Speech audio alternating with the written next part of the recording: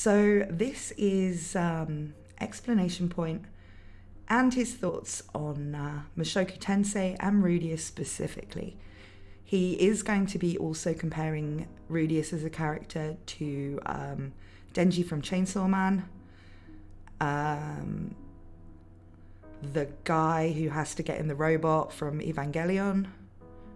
I've only ever watched one episode of Evangelion, so I can't really comment too much on any of that. And to the 100 girlfriends who really, really, really, really, really, really love you, which I haven't seen, but I've heard good things about.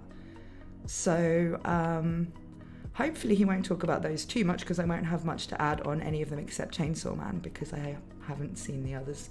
But if you have comments to make when it gets to that bit, if you have seen those shows or read the source material, feel free to add on or to what he's saying, or contradict it, or do whatever you want to do when we get there.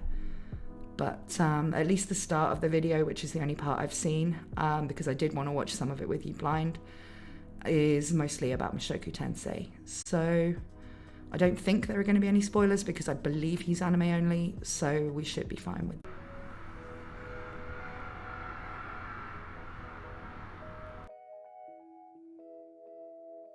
Jobless reincarnation might be one of the most morally abhorrent things to come out of Japan since 1937, so this video comes with just about every kind of content warning you can imagine applying to a show wherein a 34-year-old hikikomori is reincarnated as a lecherous baby in a society that does not value the autonomy of women. If you do not want to hear about this man's opinions on 9-year-old girls, then go watch my video about the anime where the boy marries the Moomin again or something. People seem to like that one. I have a fairly high tolerance for anime's idiosyncrasies. As long as the subject matter is treated with respect and used in service of a good narrative, then I can tolerate or even enjoy any number of things that should maybe rightfully make the average person click their tongue in puritanical judgment. After all, I'm the guy who made this entire video defending the more uncomfortable elements of the first season of Made in Abyss. And I am happy to stand against the K-pops to preach the merits of the first season of that show to this day. So it might be surprising to hear that I find the objectionable content in Mushoku Tensei nearly indefensible. Many knowledgeable and well-respected members of the anime community have come out. Yeah, he does make a good point about his own content.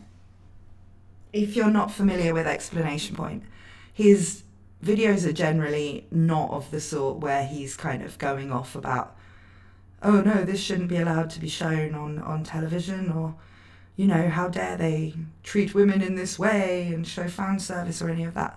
He's not that kind of person, and he does know his stuff about anime. At least he's a big consumer of it, you know. So it's not one of those kind of normie takes where it's just kind of, no, they shouldn't be allowed to show any characters like Rudeus ever. I think his points are a bit deeper seated than that, but that doesn't necessarily mean they're going to be things we can't either debunk or dismiss, or things that we're going to agree with. But let's keep going.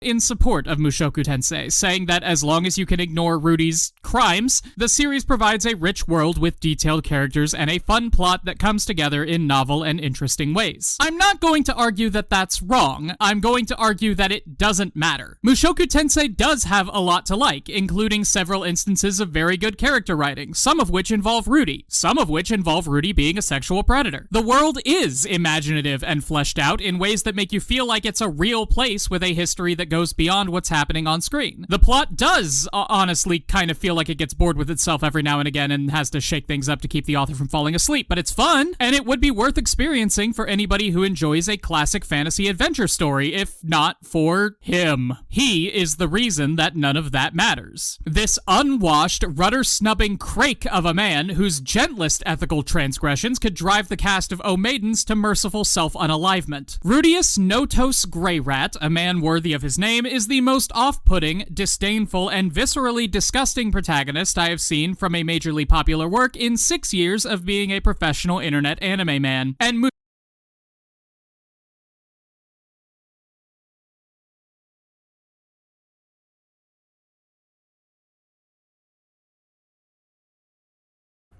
Is he though? Is he genuinely the worst protagonist you've seen in terms of being a disgusting person or whatever in 6 years of talking about anime, to the level that he does? Because, I mean, I've only been a professional talking about anime woman for about 3 years, but he's the best protagonist I've seen, because he's interesting. He's got so much more depth than you normally see from a character at the beginning of a series.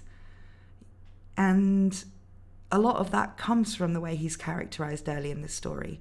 And I think that it's important that he's characterized that way early in the story, because we don't see his past life. We see bits of it, but we're not supposed to see that. That's not the story. The story is his second life.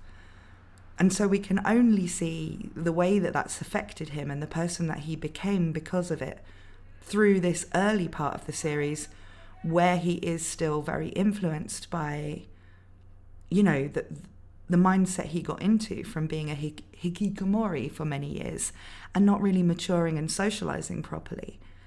And a lot of the things that he does do boil down to just characterizing that aspect of him. We'll get into more detail about how that's actually handled and what that means as we go through. But without it, we not only wouldn't get that he has that kind of background. We might just think, well, he was bored and lonely sitting in his room by himself, but other than that, he's a perfectly normal guy. If you take Subaru, he'd been shut in just for a few months before he was isekai'd. And he's still a pretty well-adjusted person, really. He does need to grow up. He's got some bad social skills and stuff, but they're not because he was a shut-in. They're because of the things that caused him to be a shut-in. Him just needing to deal with some aspects of his personality and mature a bit, which he does. In Rudeus's case, he was not a normal person after being a shut-in for 20 years. He had mentally degenerated. He had become someone who was so convinced he was never going to have any normal relationships with women or otherwise that he kind of just saw everything as potentially erotic or whatever. And he didn't care because he couldn't hurt anybody, could he? He was just sitting in his room. And he knew he'd wasted his life. He knew he was in a bad place. But he'd also kind of reached that point of no return where there wasn't really any options for him. When he's kicked out in the first episode, he's, probably outside for the first time in years. He can barely speak, because he's so not used to talking out loud to other people. All he's got is the clothes he's standing in.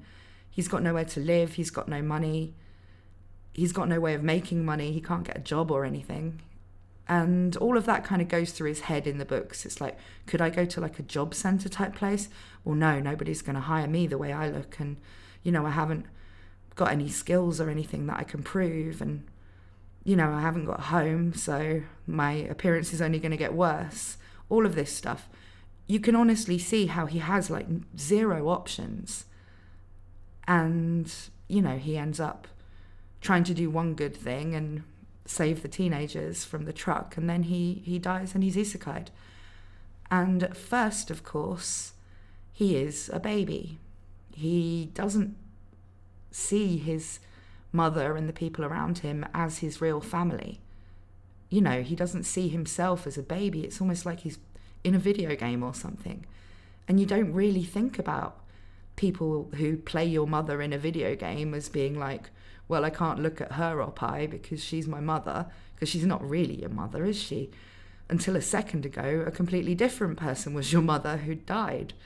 And now there's just this big pair of oppai in front of you, and you've got the mentality of at least, he obviously had like stunted development in terms of his social skills and that, but he became a hikikomori when he was 14.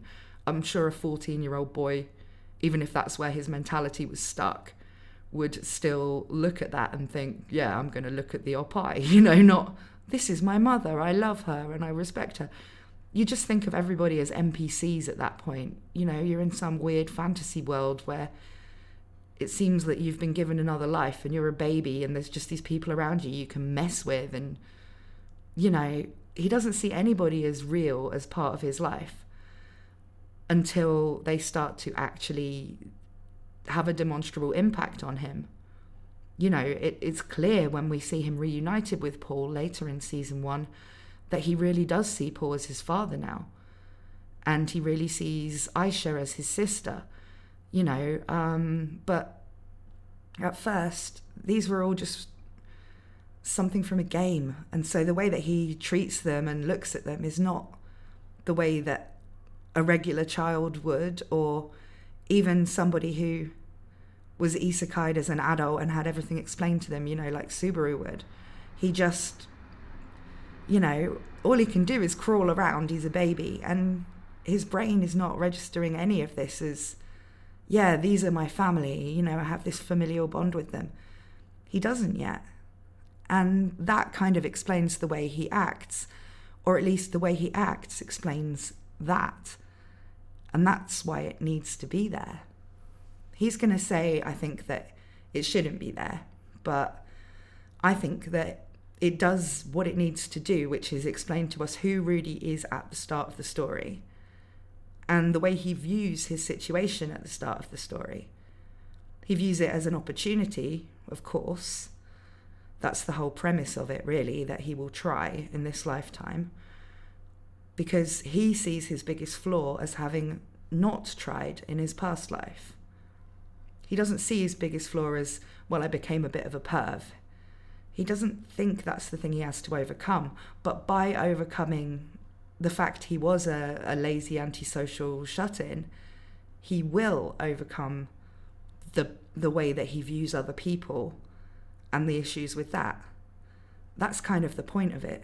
It's, I mean, if you took that away, it would very much change the character in the story.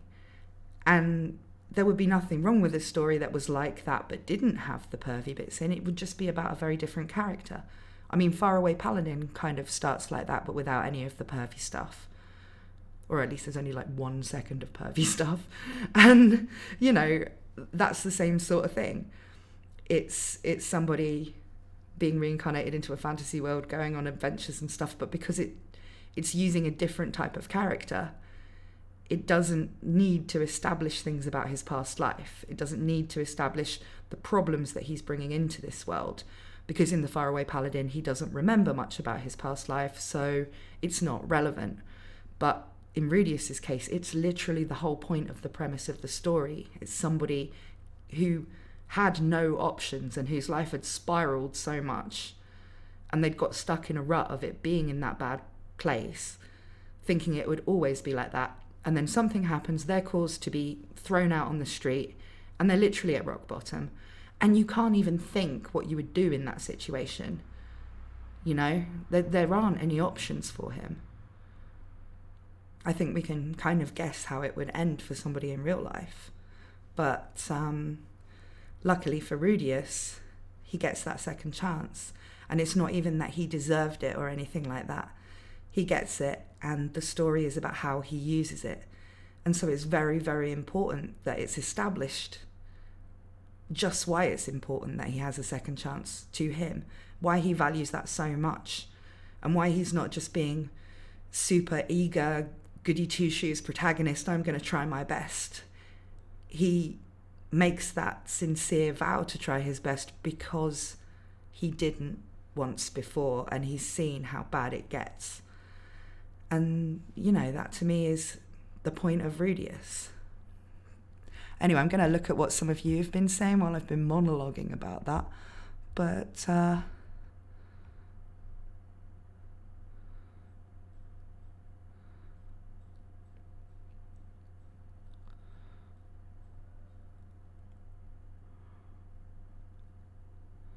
Mickey Naz says, to be honest, nobody besides Rudy of Healer. I can't think of more morally reprehensible main character than Rudy early on, but that's why he's a great character. I don't know, I mean, he's a bit of a perv, but aside from that, he's not really in any other sense particularly morally reprehensible. He doesn't steal, he doesn't particularly lie. He just has this very warped view of, sexual things. And that is, again, brought over from his past life. But again, although he does things that we as an audience can see are, wrong and bad because he's not really a child, the people around him aren't actually particularly bothered or hurt by them because they think he is a child.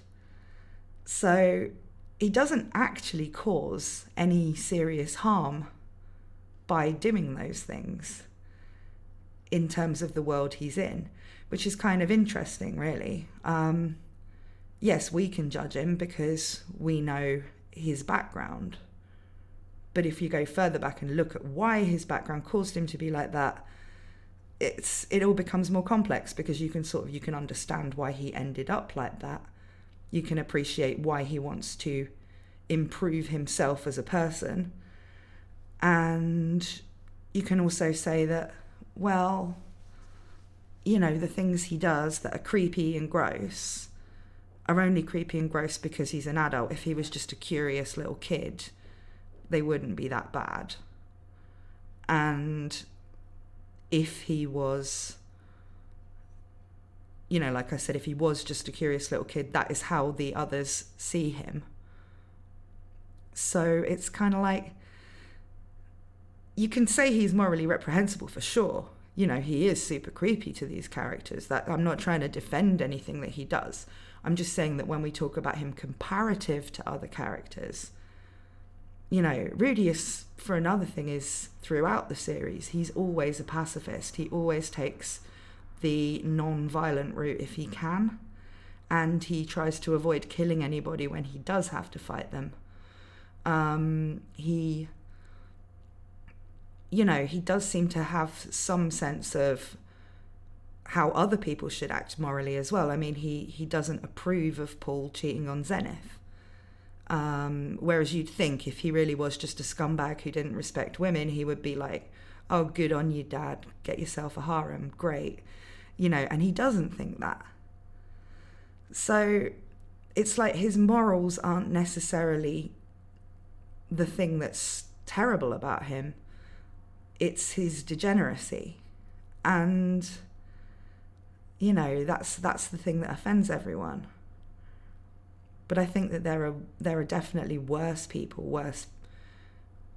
at their core that have been protagonists of things in the past. It's just that we're a lot more sensitive to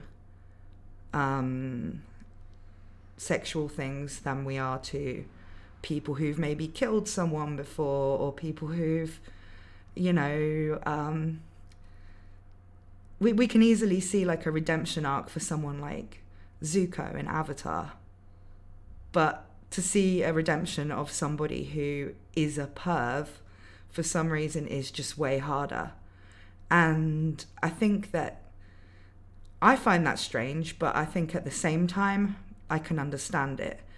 And I think that the author knew that too, which is why he did want his character to be someone who it was very difficult to initially understand and feel sorry for. Or at least you could pity him, but you couldn't necessarily root for him straight away. And I think that was something he was aware of and something that he used to make it interesting. Rick says, it's like treating anime as real people. They're not, so why would he think otherwise? But in his case, it is now real, and that's something that it takes time to realise.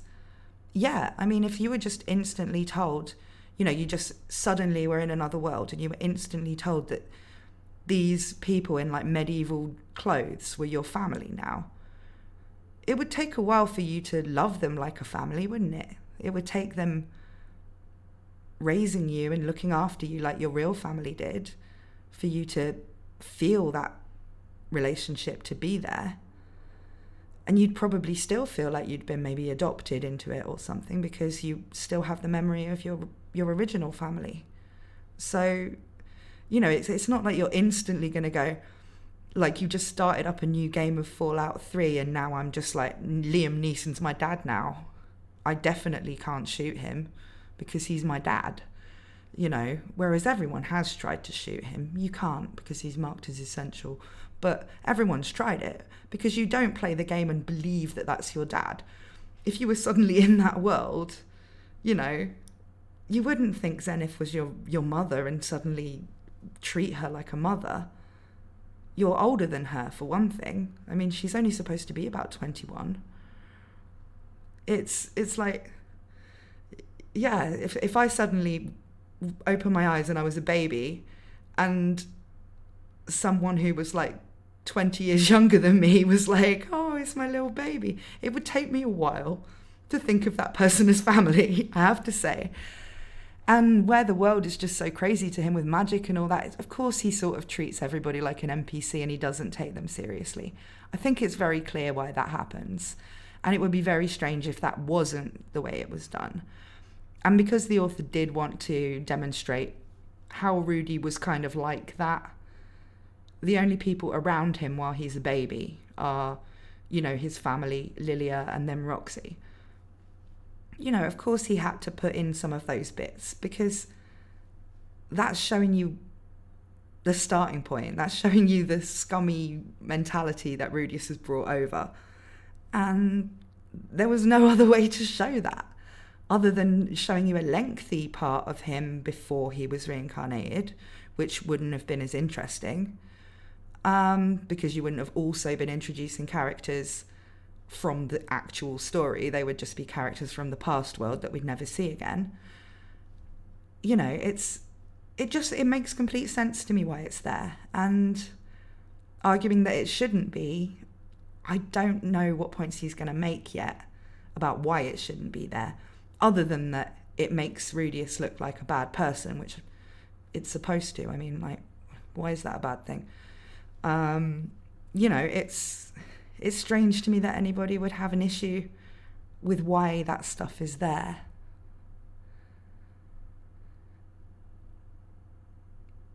Mickey says, I think if he was an actual real kid, it would be okay, is one of the points of Explanation Points video. Well, okay, we'll see later on. Like I said, I only watched the beginning of it to sort of see if it was something I wanted to respond to. I will be watching most of it blind. So at this point, a lot of you have seen more of it than me. And those of you who haven't seen it, we'll be going on this journey together. I think I watched up until the ad read, which I'll be skipping in this video. So after that, we will see.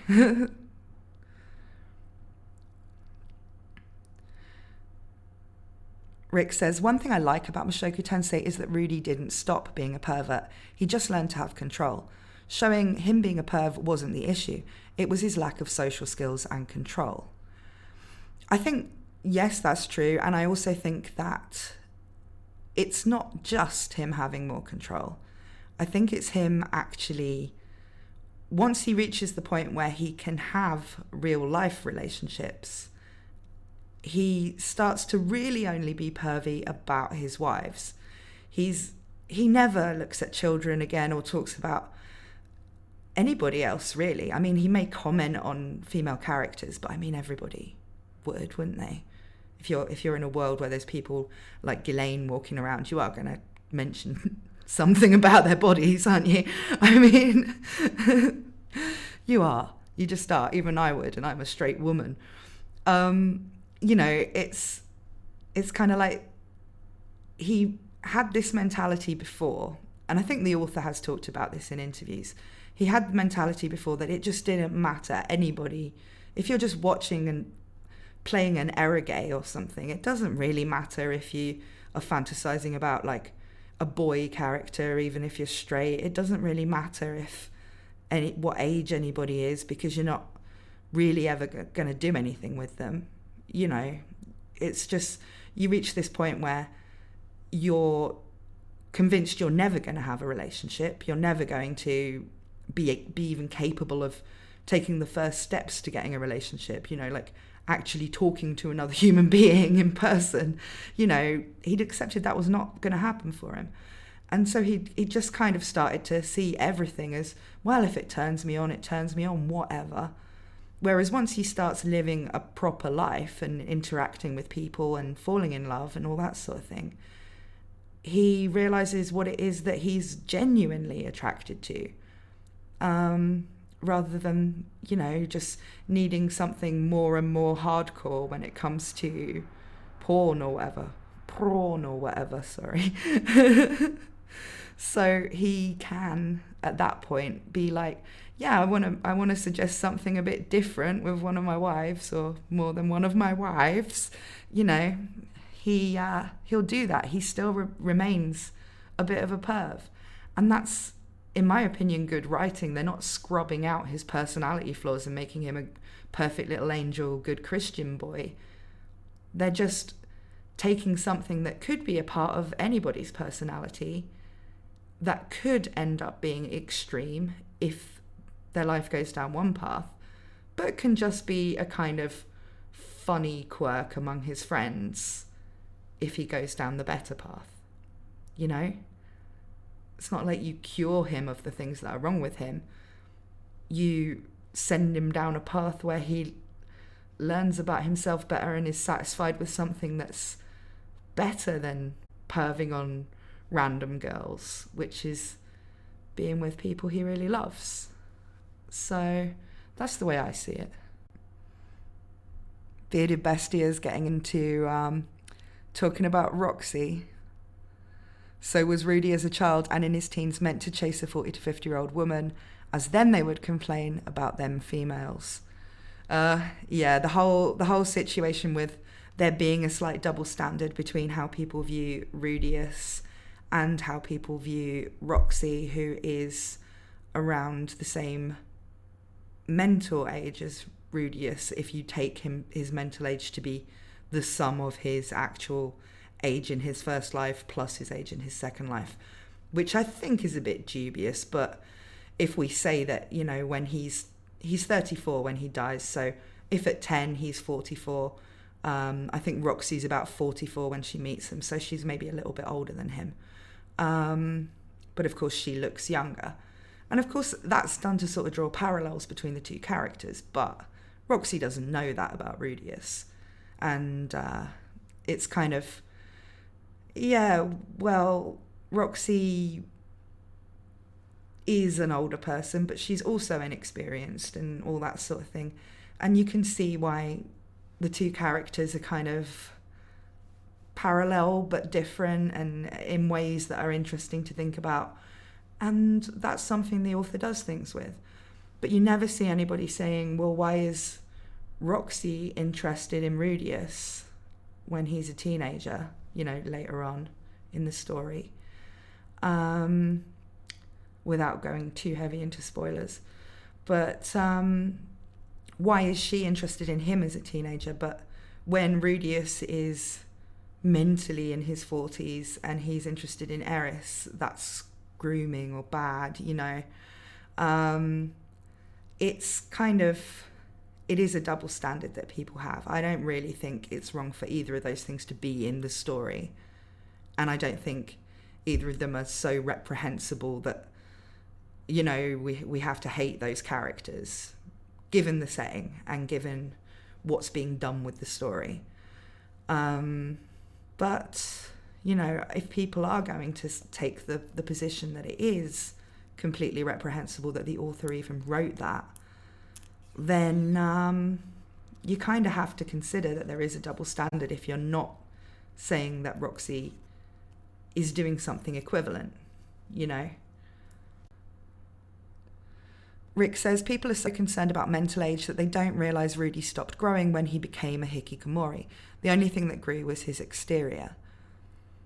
Yeah, I mean, it is debated whether or not his body in his second life has, the same hormones that it would going through puberty and all that sort of thing.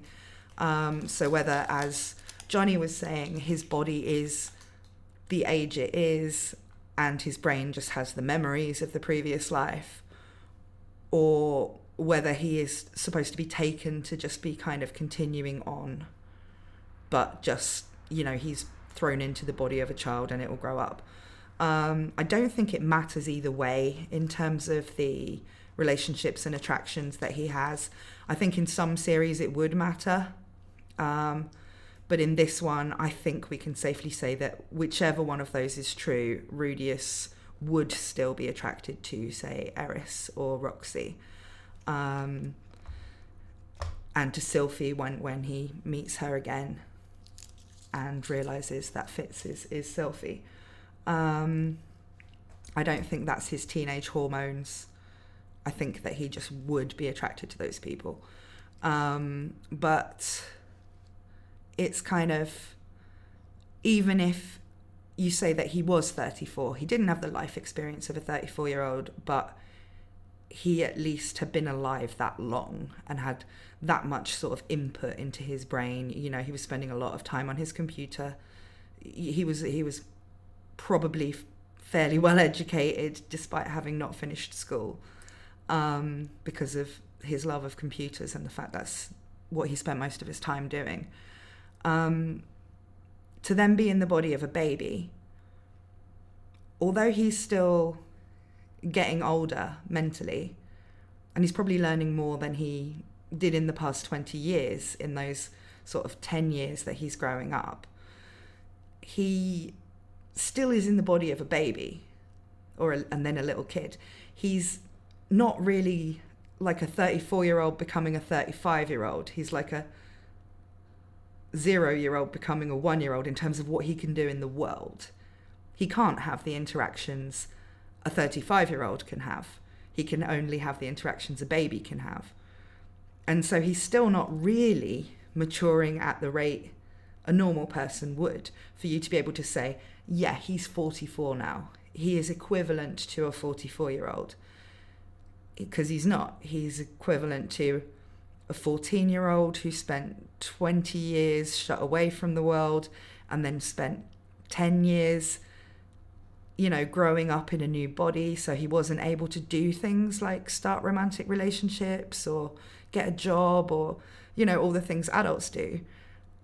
So he's still not really, you can't really give him an age apart from just how many units of time that we call years he's been alive.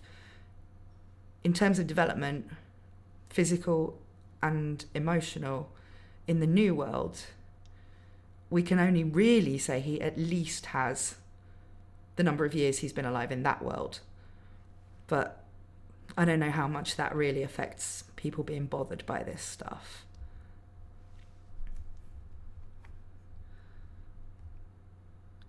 Hey, Necro's here. Hi, Necro. We're doing your favourite thing and looking at AniTuber video. Okay. I think we can go back to the video now. I mean, I've probably already covered my thoughts on some things that he's going to talk about later in the video, I think. Because we did kind of get into the age thing and the, you know, the Roxy thing. I don't even know if that comes up in the video, but I was talking to Bestia, who's in the chat, about that on X before we started the stream.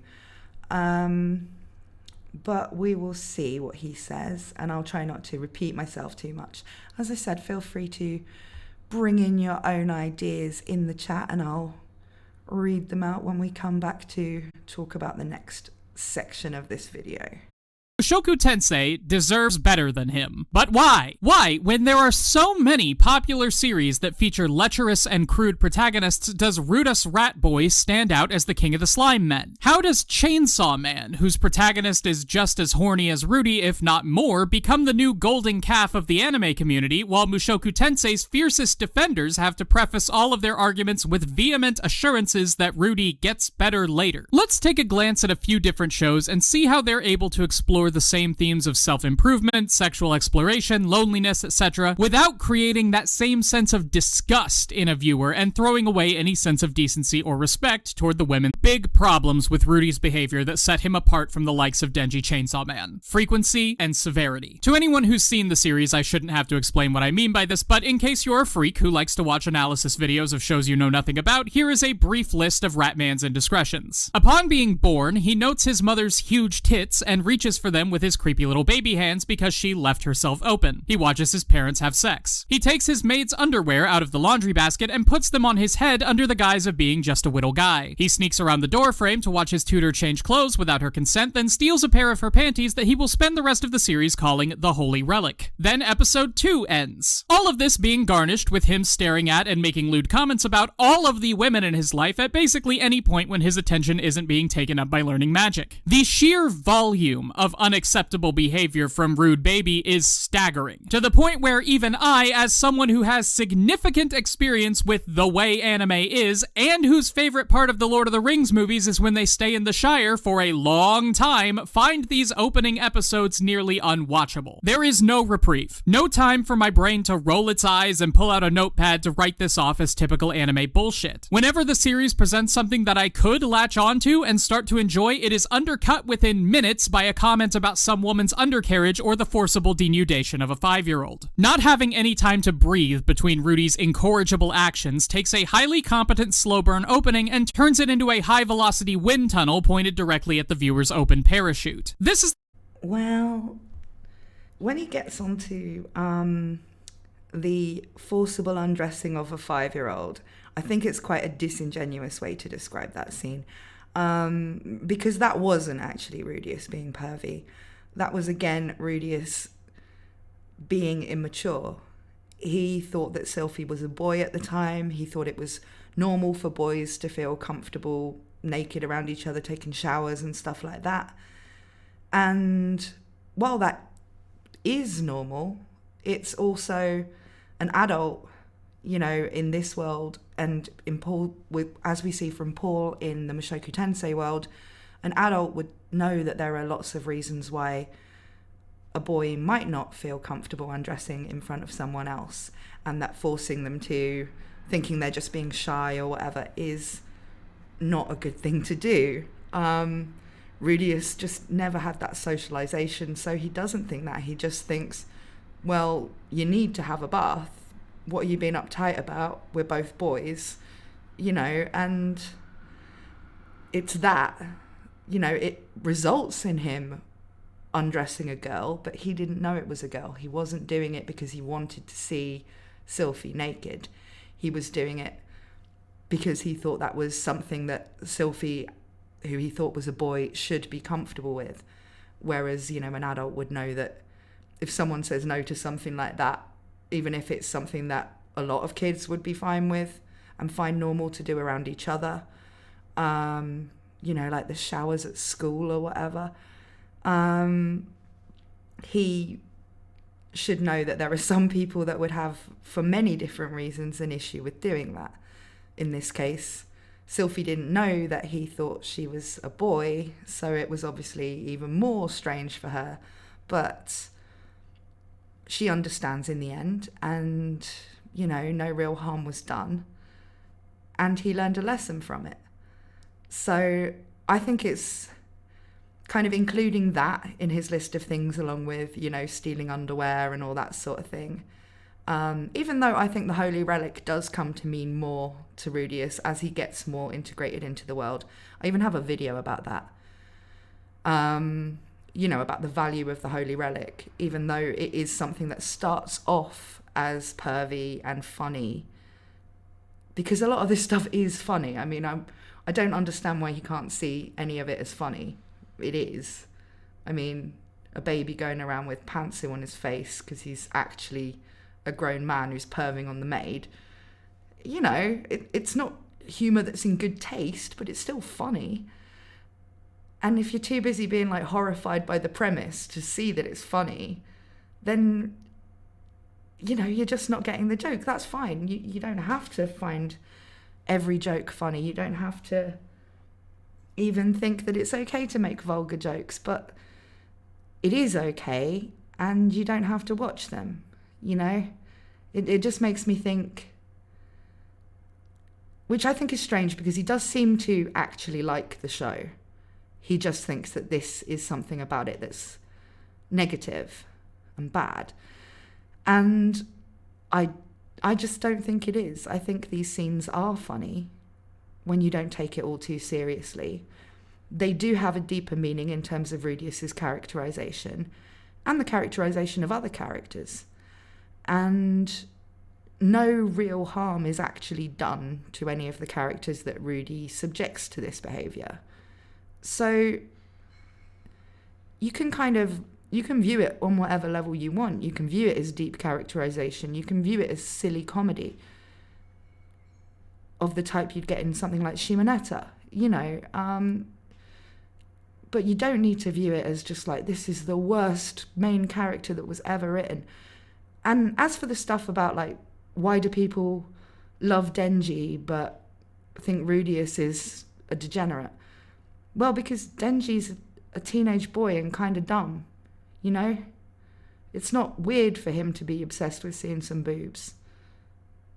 There's nothing that bad about anything that he does.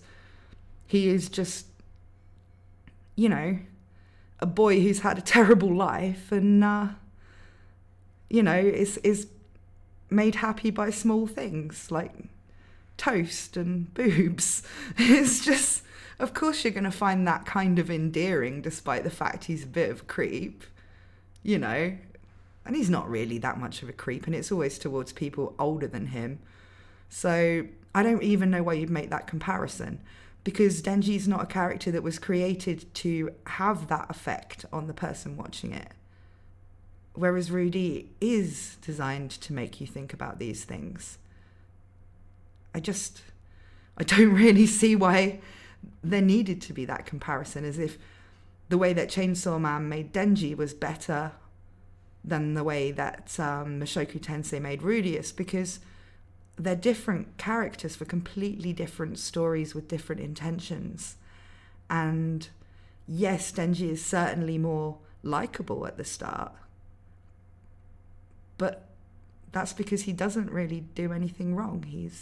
He's just someone you can feel sorry for, who's, you know, his humble dream in life is to touch a boob. It's just kind of like, it's so basic that it's funny, and that makes you kind of, it makes him endearing, you know. It's a completely different thing. I just don't know why you would compare those. Let's just have a look at what other people are saying.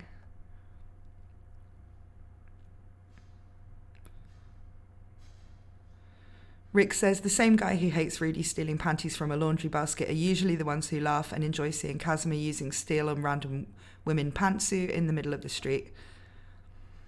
But to me, there's not that much difference. They're both just funny, you know?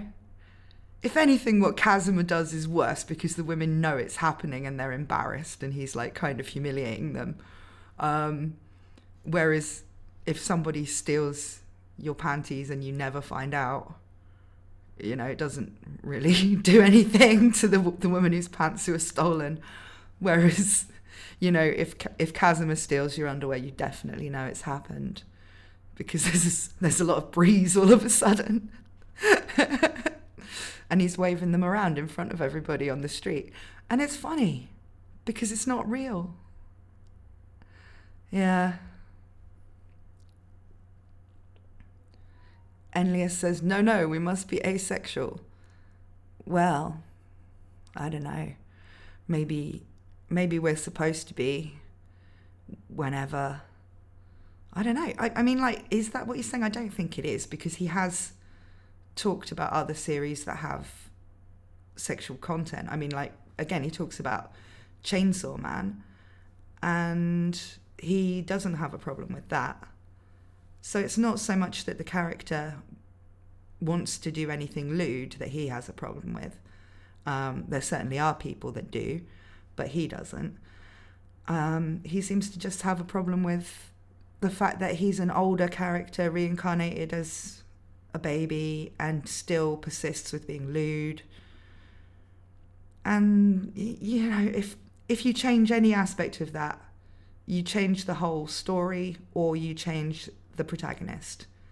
You can't have Mushoku Tensei without that stuff. So it's quite simple, really.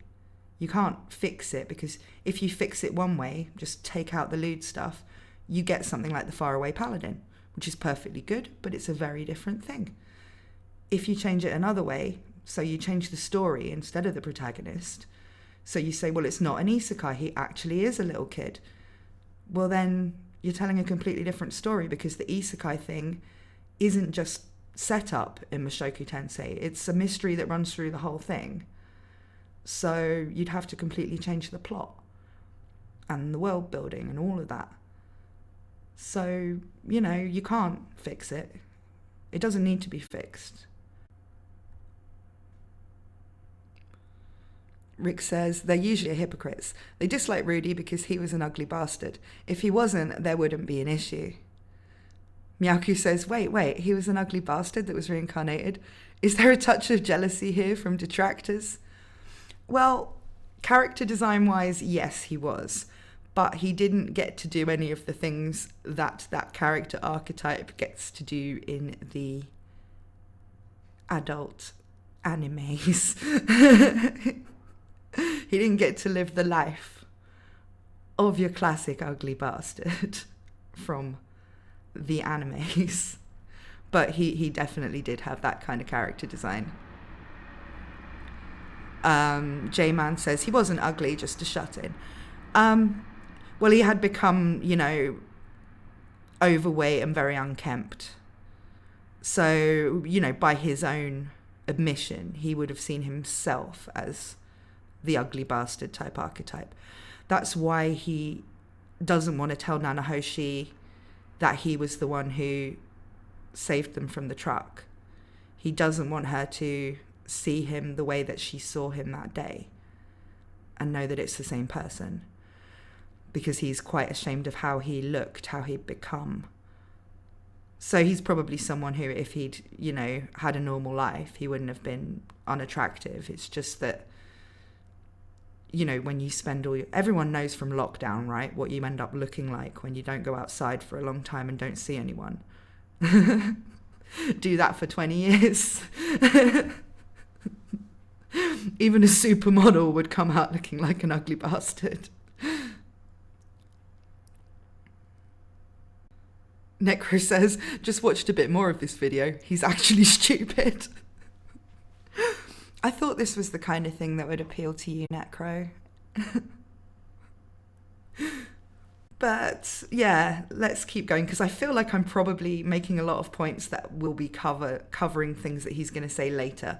So I probably won't do quite such long bits in between segments as we get further on, because at that point I will probably have said all I have to say. But as I said, keep on chipping in with any views you have as you're watching, because I would like to discuss them and include the time that the series should be spending showing us all of the things that are good about it. And while it does do that, those good bits are hard to enjoy when we know that he is peeping out from behind every corner, constantly threatening to make us take in a slow, deep breath and groan, "Why is Japan like this?" to a conspicuously empty house. A good counterweight for this is Neon Genesis Evangelion. As much as I hate that series, and you can feel free to leave your comments about that now, it is basically unmatched in its depiction of a teenage boy who has a complicated relationship with sex and romance, at least when it comes to shows that aren't specifically about that. There are plenty of moments where this series puts Shinji in situations that would fit into usual anime stereotypes. Ignoring any conversations about trope subversion or thematic meaning in Evangelion's lewd moments, because that's not the point here, they are few and far between, with one big thing happening every few episodes, interspersed with maybe a couple of sidelong glances at a character's chest. By the time Shinji does something completely irredeemable in the hospital during End of Evangelion, the viewer has had 26 whole episodes to understand how Shinji came to be so fucked up, and the gut-punching nausea that scene elicits is a testament to his character and all the trauma he's been through up until this point. Now, I haven't seen Evangelion. I've only seen the first episode. Either I wasn't in the right mood for it, or it's boring because I just couldn't get into it. So I'll try and watch it some other time and let you know. But what he's saying there, that we have 24 episodes to get to know why he's like this, why Shinji is like this, and what would lead him to do something like that. And that makes it okay that it's in there. Well, in Rudy's case, we're not seeing that part. We're not seeing him growing up in his first life. We're not seeing what led to him being like that. We see a brief montage of that because that's not the point. Sorry, is my audio duplicated? It's just because I forgot to switch off the desktop audio. Sorry. So while we see that Shinji grows up a certain way, things happen to him throughout the story, and that leads to him being that kind of person, which I'm assuming is what happens based on what he said. Like I said, I haven't seen Evangelion. Doesn't that just mean that that is the story? That is his story. Whereas in Rudeus's case, the things that caused him to be like that are not the story. They're the prologue, you know? So, of course, we see him right off the bat behaving in that way because Rudeus went through all of that trauma and stuff that caused him to end up this way before the story starts. And we're watching his second life. So it's a completely different thing. You know, we're watching Rudeus grow up, but we're watching him grow up into a better person than he did in his past life. So we are still watching somebody grow up and seeing the results of what happens due to the experiences they have as they grow up. But we're watching that happen to somebody who's already experienced things that cause them to be a certain way, which has to be characterized right at the start of the story, because we have to know the starting point of Rudeus to watch the story. It just seems like, again, a very strange comparison. Just like I said with the Denji one, it doesn't make sense to compare the two.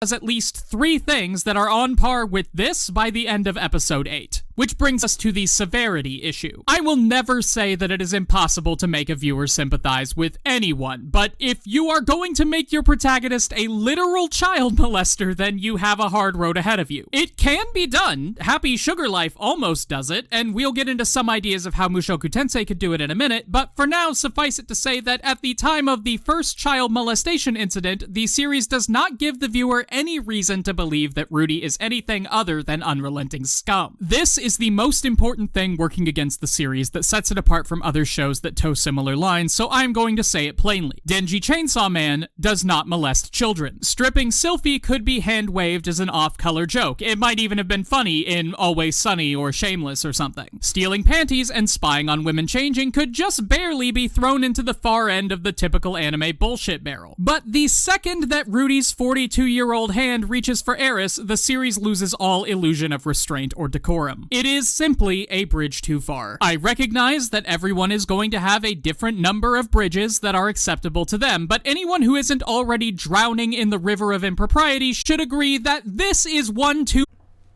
Except it has to show that. Because if it doesn't show how Rudeus behaves there, where he's not known Eris for very long, and again, probably thinks of her more like a tsundere from a dating sim than like a real person he has an impact on. And remember, he is also terrified of Eris. So it's not like he sees her as this weak, vulnerable person he can take advantage of. She's asleep. He's a degenerate. He gets the urge to molest her, and he does. And we have to see that, because if we don't see that, then we don't realize when later on, when they're on the ship and she's sick and he's taking care of her and he is tempted to do something, and at that point they do have feelings for each other. So, you know, she might not even resist it, even if she was strong enough to, because she's sick, but there are feelings there between them. And he exercises restraint, and he vows that he won't do anything with her until he's of age. So he's of age, that is, not her. That's actually the promise they make, is that they won't do anything until he is of age. It's then Eris who comes of age and suggests they do it sooner, which leads to them spending the night together. Because as far as she's concerned, he's younger than her, and she's the one who's stronger and everything physically. So, you know, she doesn't want to take advantage of him.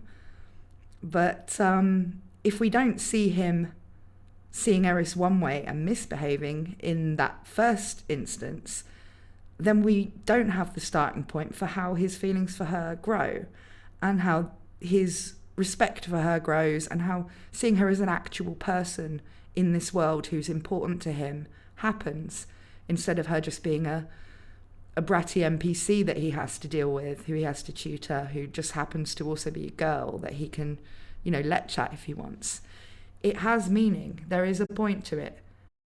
Easy answer for what Mushoku Tensei could do to keep from needing such a hearty disclaimer is just to dial it back and reel it in. But don't do things people don't like is a boring answer. And I want to know how the series can still do the things that people don't like, but get away with it. The biggest structural issue standing in the way of Mushoku Tensei being more generally acceptable is that it is an isekai. If this were a traditional fantasy with a protagonist who was born into this world, then a lot of the less savory elements of this series become much more acceptable instantly, and some of the worst ones become downright good. To be clear, the series would lose a lot if it didn't have its isekai elements. Much of what makes Rudy's character compelling comes from the clash between his former hikikomori life and his new self that he's trying to cultivate in Otherworld, and one of the more interesting plot points of Season 2 is very much dependent on the isekai formula. At the same time, I think a lot of Mushoku Tensei's ick factor can be attributed to the fact that Rudy is not in reality a child. All of his interactions with Eris might look like this, but this is what's actually happening. I have heard people argue that because the biological age of Rudy's isekai land meat suit is only 7 years old, Rudy's 42 years of combined lived experience do not make him an adult. Stop believing that. As the series is written, Rudeus Greyrat is a fully grown man who consistently lusts after and takes advantage of a child. You know who has a really hard time taking advantage of children? Other children. If Rudy were an actual child instead of a deranged millennial with a weird aversion to chain link fences, the series could change very little else and go from sadequate to adequate. How could it change very little else? If you had a baby born to Paul and Zenith, and you wanted to just do the story that this baby would become a hero and all that, which without the isekai stuff wouldn't work in the rest of the plot. As someone who has read the entire series, I can tell you without spoilers that the isekai stuff remains important right up until the end. So you'd completely have to change the plot. But if you just wanted to write a story about Rudeus, the son of Paul and Zenith, okay, so as a baby, he would be an actual baby with the mind of a baby. He wouldn't be doing any of the stuff in those scenes, would he? Because he'd be an actual baby. He wouldn't have the thought that... He wouldn't be thinking about pantsu and oppai because he'd be a baby. So you wouldn't have any of those scenes. You wouldn't be keeping it the same. You'd probably just skip all of that part because actual babies' lives are quite boring. You know, he wouldn't be learning magic from the age of 1. He wouldn't be doing any of that. He would just be a normal person in that world. And so you wouldn't have him acting that way, because the only reason he acts that way is because he's got the memories of an entire lifetime as an adult. So you couldn't just have the story just as it is and it be fine. The only thing I can think of is you could have the Sylphie scene, but I don't think there's anything that offensive about that anyway. You could have him getting curious and groping Eris stuff. You could still have that. But you couldn't have any of the stuff that happens before that because he'd just be too young to be curious about anything like that anyway. Or too young to even have the thoughts. You know, you never have a babies in a monologue, do you, when you're watching a TV show with a baby in it? Unless that baby is in some way special, like they have the mind of an adult's intellect. They just would skip through his childhood years, or they'd spend them focusing on Zenith and Paul, not on him, because he'd be a baby. So you couldn't have the same story, but...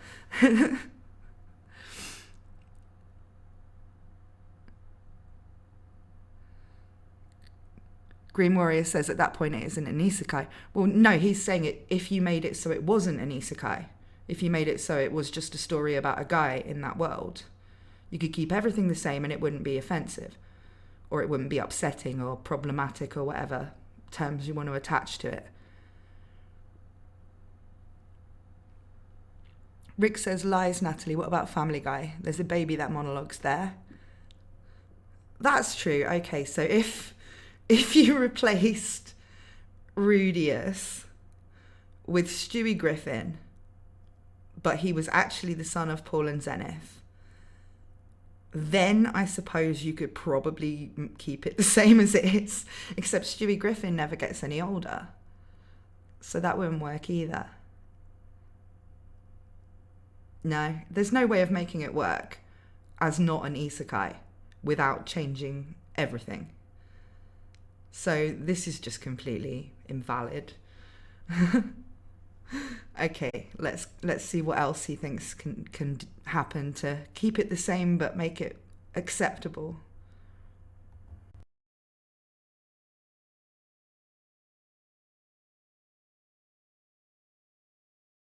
Overnight. Consider the scene in episode 8 when Rudy finds Eris sitting on his bed in her dressing gown, having been sent there by Philip to try to tempt Rudy into helping him take over the family. With Eris's verbal consent, Rudy succumbs to that temptation and begins to take her up on Philip's offer. Looking at this scene from Rudy's perspective, there is good reason to find the entire situation viscerally and unambiguously disgusting. This is a man from modern-day Japan with 44 years of lived experience. Even accounting for his limited interactions with women in his previous life, Rudy should be aware of all of the reasons his actions here are unacceptable. He should know that it's not all right to have sex with your biological cousin, for example, or that a...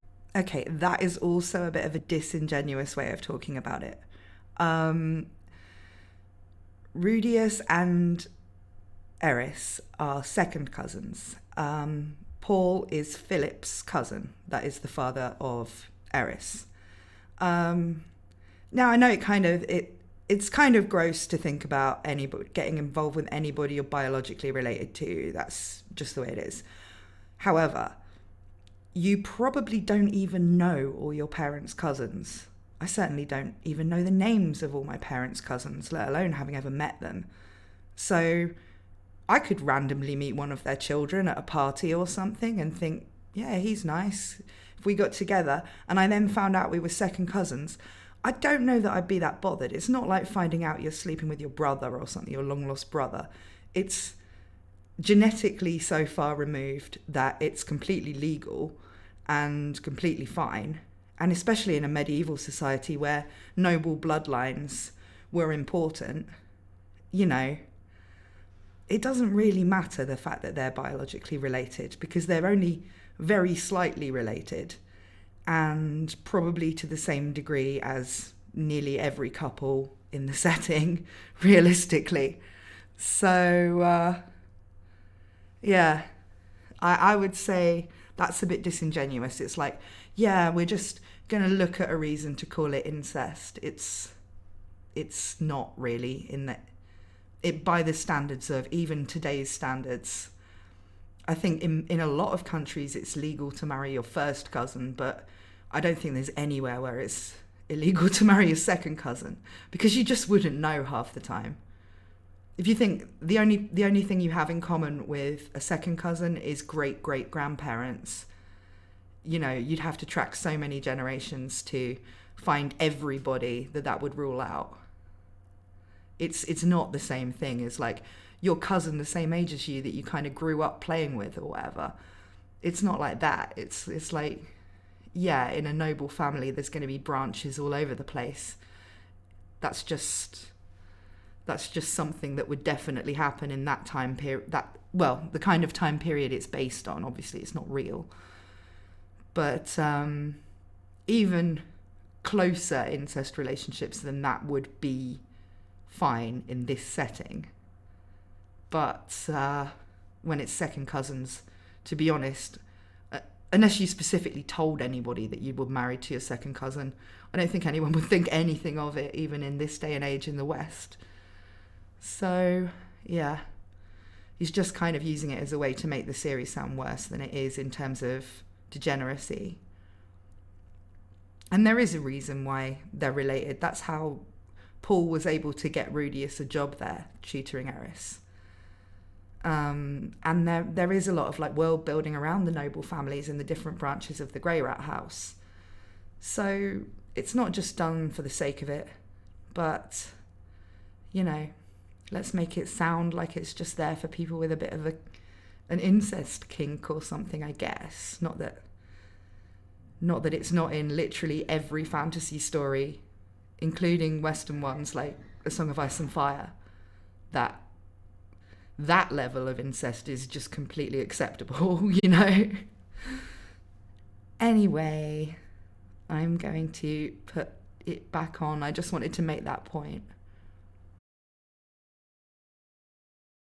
Year-old is incapable of giving consent even when she is not being coerced by her father into helping him orchestrate a coup. And he does know that Eris is being coerced into this situation because he says that the only reason he doesn't jump her immediately is because he would be playing right into Philip's hands, which is him acknowledging that her verbal consent does not come from a genuine place. Because Mushoku Tensei is an isekai and Rudeus Nudius Gratudius is an adult, the scene that plays out features a 44-year-old man attempting to touch the vajussi of his 10-year-old biological cousin whom he knows to be under duress, and that is not okay. But take that exact same scene and remove all of the isekai elements. Make Rudy an actual 10-year-old with 10 years of lived experience. Someone who has never had to think about issues of consent. Someone who was raised in this society. Someone who might vaguely understand what it means to be head of the family, but who can't possibly comprehend the intricate web of manipulations involved in playing the Game of Thrones. If a real child hears Eris say that it's all right to do whatever it is he wants to do, then I think it's pretty forgivable for a real child to take her at her word. And when a real child gets the absolute crap beaten out of him for doing something that he thought he had permission to do, then it can be tragic when he lays on the floor confused, thinking that the problem is that he took things too far too fast and didn't employ all of the strategies that he learned from dating sims about what girls really want. Quick side note here, there is a huge discrepancy between the sub and the dub when it comes to Rudy's reaction to this situation that is going to completely change the way this scene reads. Here's a comparison between the sub and the dub lines, with the subbed line here being an admission that he was foolish to think that dating sims would actually teach him anything about how to treat other people, and the dubbed line giving the impression that Rudy thinks he made a tactical error here because he didn't apply what he learned from dating sims to the situation. I don't know which of these two translations is closer to the original Japanese, and I can only imagine that this is not the only such discrepancy between the two translations. I watched the dub. I always watch the dub. Everything in this video is related. Okay.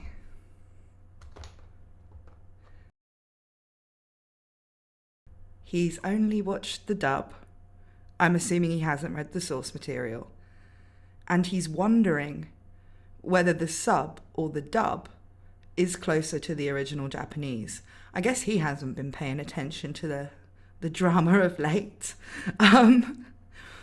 Of course, the sub is going to be closer to the intention. Of course it is. I've only watched the sub and I've read the novels. I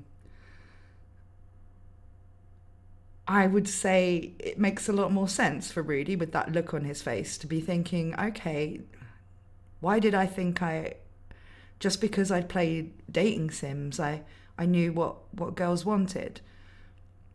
You know, why would he be thinking that in that moment? You know, he would be thinking that he had made a lapse in judgment, not, oh, I just didn't use the right strategies from the dating sim. And we can tell that that's what he's thinking because he acts that way all the time. You know, like he moves on to act less like Eris is a character from a dating sim from that point onwards. Because he did think, you know, that was his experience of how to get women to like you. And he'd already seen from the kidnapping incident that, you know, treating things like a game just doesn't work out in the real world. And, you know, now he's seeing that from a like romance point of view, it doesn't either. It's certain that the sub is going to be closer to what was said than the dub, because it literally always is. But, you know, if you only watch dubs, I don't think it's that big of a difference, you know. But if somebody who only watches dubs is noticing these discrepancies and saying, I don't know which one's closer, yeah, he can't have been keeping on top of the whole thing around localizations and stuff to even be asking that question. Okay, back to it. Being a kid would also change the perception of other scenes of Rudy doing inappropriate things. The various times when he steals women's underwear, or that occasion when he touches Eris's boobs don't suddenly become okay if Rudy isn't an adult, but it's certainly easier to understand them as childhood indiscretions than as inexcusable behavior that he should have grown out of by now. And that would provide a potential viewer with a personality flaw that shows promise of getting better over time, especially if it is properly addressed in universe. What Mushoku Tensei shows us now is a grown man whose attitudes haven't changed in 4 decades leering at a prepubescent girl like this, and if that isn't something you can already tolerate, then the series doesn't give you much reason to think that things are going to get better. But he does get better, you scream, clutching your limited edition Roxy Magurdia figure with removable cloak to your chest like the Inquisition is coming to take you away. He gets better may as well be the tagline of the series for as often as I have heard those words applied to Rudy, and while I do think that Rudy's personal growth in the series is severely oversold, I also think that it's irrelevant to what I'm trying to say here for a few different reasons. Let's say that by the beginning of Season 2, Rudy has completely turned himself around and come to understand the errors of his ways. He has sworn off child molestation permanently and cut off his dick as penance for the harm that he has done. That growth doesn't matter if the people who care about Rudy growing have already stopped watching by episode 6. I think the people watching by episode 6 wanted a different story. The people who cared about Rudy growing were the people that understood the character of Rudy from the start and wanted to see how him trying in his new life changed things. You know, that's the premise of the story. That's what people are supposed to be on board to see. It's not to see a guy who was a little bit childish because he was a child growing up and not being childish anymore. You can watch any story about a child growing up to see that. That's not the point of this. He's saying, you know, it's a character flaw that he can grow out of. Yeah, it's still a character flaw that he can grow out of with it being written the way it is. It's just that characterizing it that way involves showing some things that some people aren't going to want to see on TV. And those people are not the intended audience. So they can just not watch it, can't they? You know, clearly if the author cared and the people who decided it was worth making an anime out of this book series cared, then they would have toned it down. They didn't make a mistake, you know? They definitely didn't make a mistake by not making this the same as 100 other series about a guy with some slight character flaws growing up and becoming a wiser and less gropey person or a less cringe person or whatever. But, you know, when you do write some character that's like that, because that you could describe Subaru that way. Not that he's pervy, but he, you know, acts cringe with women at first. And yet people will find fault with that because he's not likable enough at first or something. So if you can only tolerate these kind of perfect good guy main characters who just all they need to do is learn to believe in themselves or something, then there's shonen for that. You can go and watch My Hero Academia or Black Clover or something for that. You don't need to be watching Mushoku Tensei if you don't want to see anything where somebody you might find objectionable is who you're expected to watch develop. And if you're not expected to be able to root for somebody to get from a very bad position into a good one. And I think when he says that Rudy's redemption is oversold, I think, again, this is something I talked about in a video, which I made at the end of season 1, about Rudy's character development in season 1, and the fact that a lot of people were saying, well, he didn't really change as a character much. And I think that's because he doesn't change in the way that they want him to.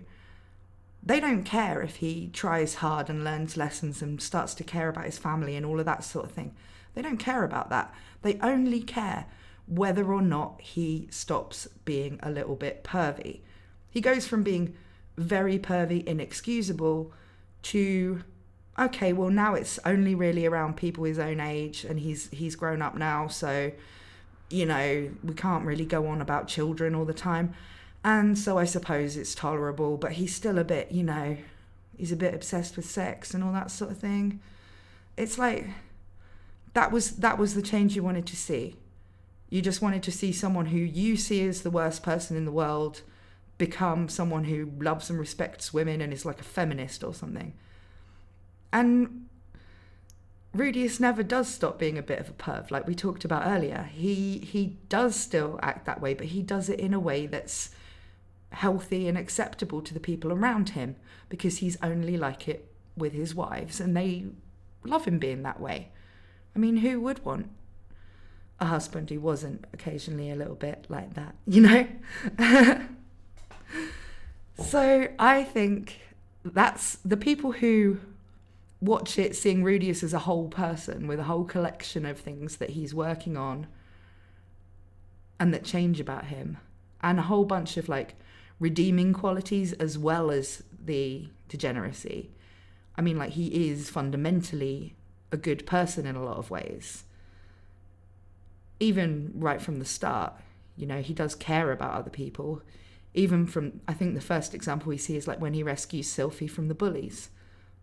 Okay, he has his own personal reasons for really hating bullies, but he also then rescues the beast children from being enslaved and all of that sort of thing. He doesn't have to do any of that. It puts him in danger, but he still does it because he is a good person. But because the flaws that he does have are the ones that these people find most unacceptable. They think the story should focus on him getting rid of those, instead of that being something that happens as a consequence of him but becoming a better person by having relationships with people and actually growing up socially and becoming a proper person, basically. Which allows him to realise that the only people he really wants to be that way with are his wives, and that, you know, he's just, I don't know, that people really want him to have this one arc and they don't care what else happens to him, just as long as there's never anything that they find creepy in it again, because they can't root for someone like that. And if that's how you feel about it, that's fine, but there are hundreds of other stories you could be watching that are about someone like that, or millions of stories you could be watching that are about someone who was never like that in the first place and has a different character arc. The fact that there's this one character arc in this one story, and that a lot of people find it interesting because it isn't commonplace, and it does explore the kind of personality that does exist in the world. But, you know, if somebody like that, somebody got to that point and wanted help, they wanted to change, like Rudeus does, the author actually said in an interview, I would hope that you wouldn't turn them away if they asked for help. And I think that's kind of the point he's trying to make. You know, you can hate Rudeus as a character, you can hate watching the show, and in that case, just don't watch the show. But to say that it would be better if he wasn't like that takes away what the author was trying to do with him, and what a lot of people do like about it. But that's just my opinion. But the series wouldn't be so successful if it had turned itself into a story just like every other one.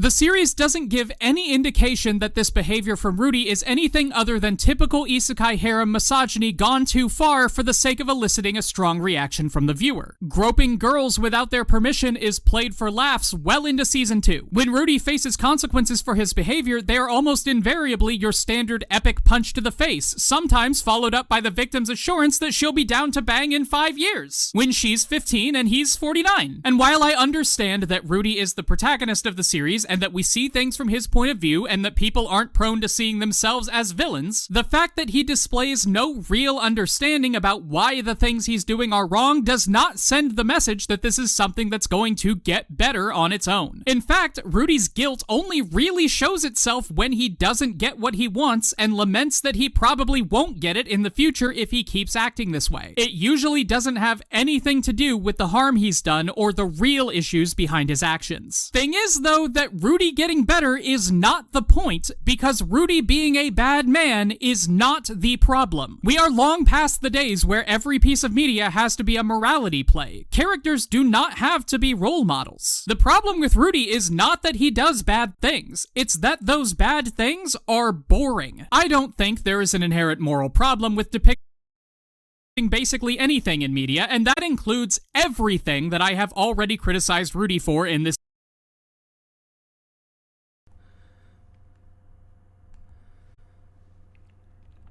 What? Did he just dismiss all of his own arguments with the argument I've always made, that you can depict anything in fiction? And now he's claiming that the only thing wrong with it is that it's boring. Well, maybe it's boring to you. To other people, it's either funny or provides an interesting insight into the character. You know, this is bizarre.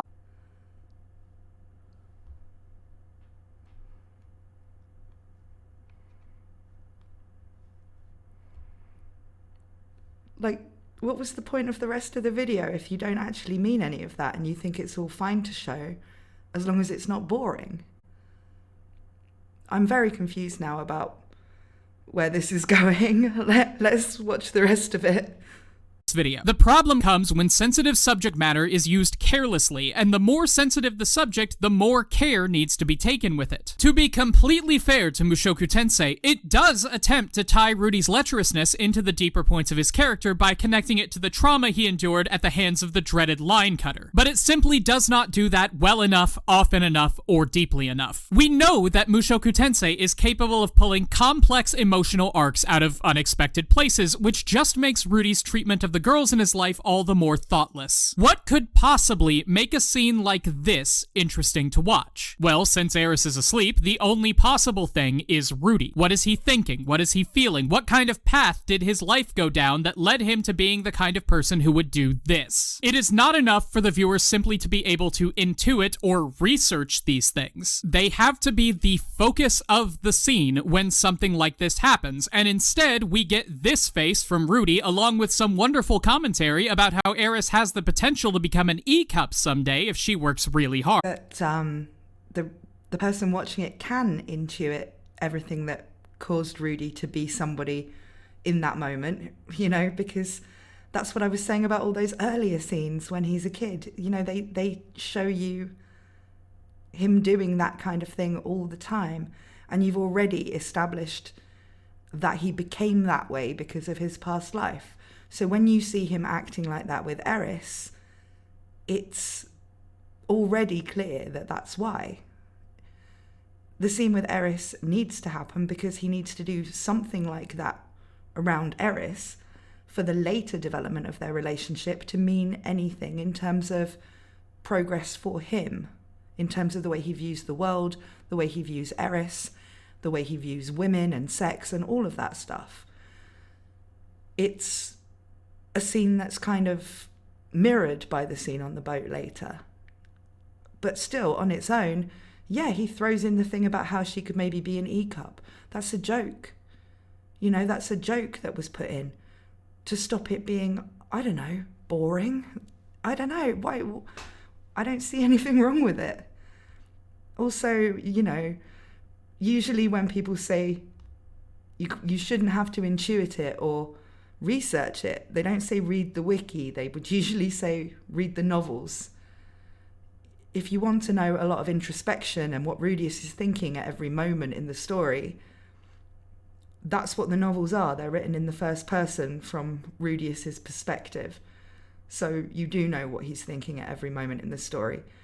But that isn't necessarily something that transcribes well to anime.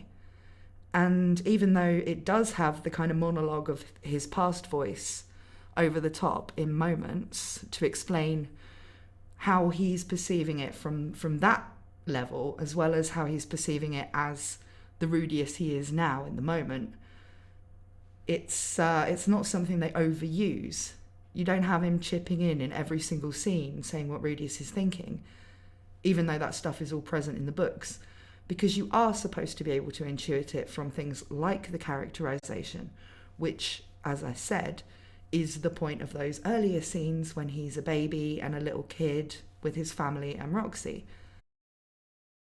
People will say that there is no possible way to present this that isn't pointless and gratuitous, but I disagree. There are a few different paths I could see an author taking if they wanted to have Rudy do the same things for more or less the same reasons without it feeling so over-the-top icky. First, don't do away with the isekai angle like I talked about earlier. Lean into it. Take advantage of the fact that Rudy is a grown man in a child's body to create intrapersonal tension. Mushoku Tensei already uses Rudy's stretchy kid brain as a clever justification for him being able to learn magic and languages as quickly as he does. Take that same concept and apply it to attraction. Have Rudy's 10-year-old body be naturally attracted to other 10-year-old bodies, but have his 44-year-old brain be very much not on that train. Erased and Tokyo Revengers both touch on this. Both series feature adult men in child bodies having romantic feelings for young girls, and well, that would work for making it less icky, I suppose,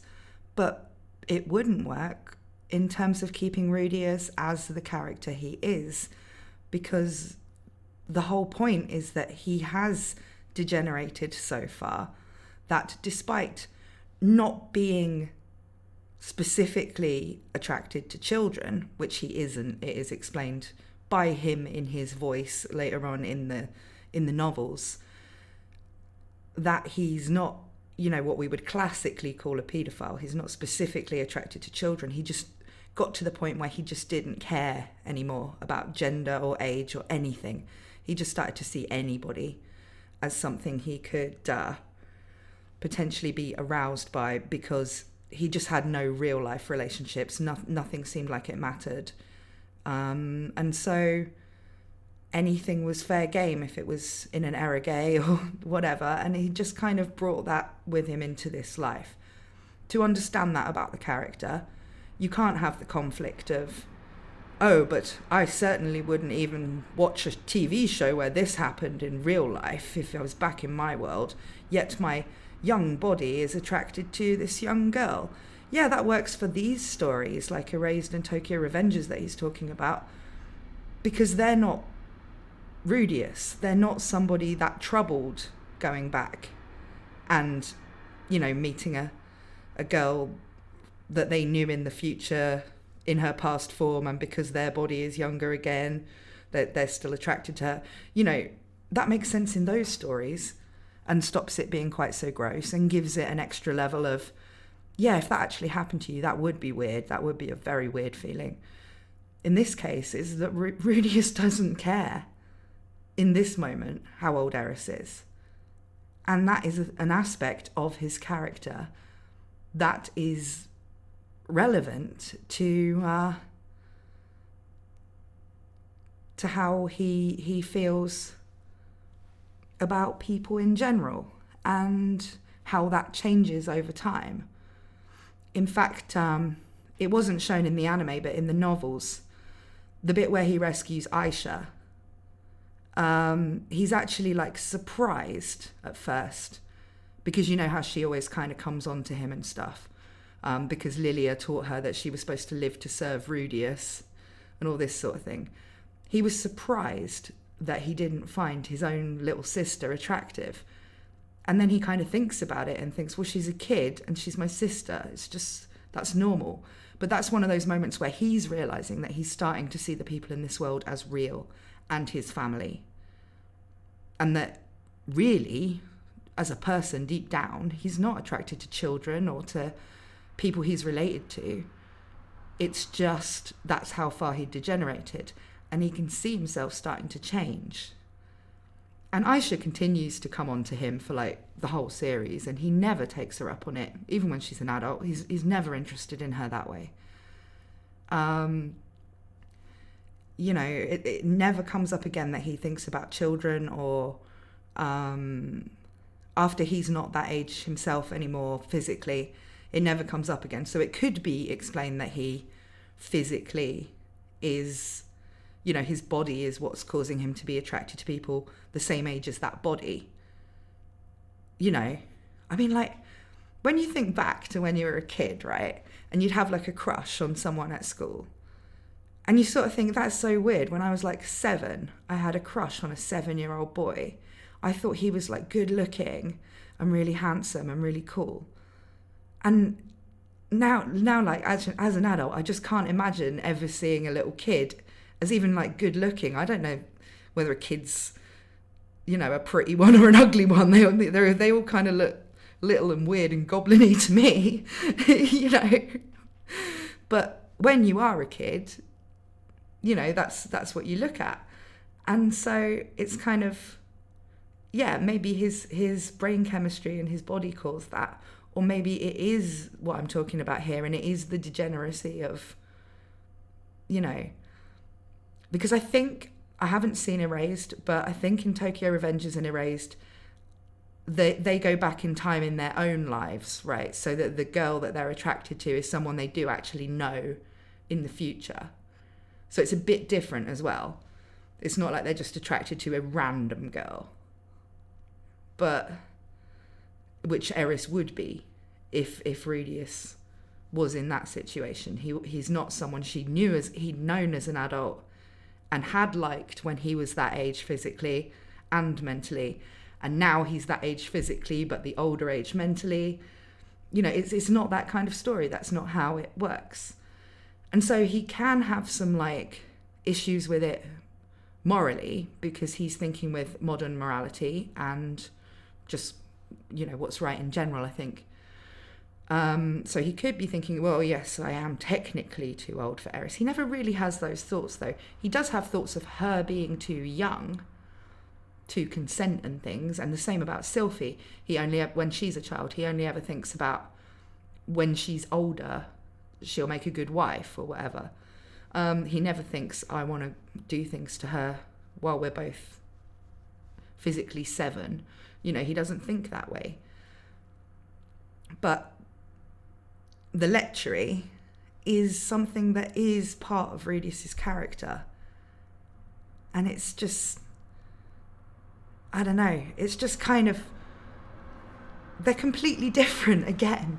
I don't think that you could change Rudeus's inner conflict to be more like that of these shows and have him still be the same person. And the things have the same weight in Mushoku Tensei that they do in those stories. Plus, you know, why does it need to change? Why? Again, it's just to suit certain tastes, to stop certain people dropping it on episode whatever. Well, if you're going to drop it because of that, then it's not for you anyway, is it?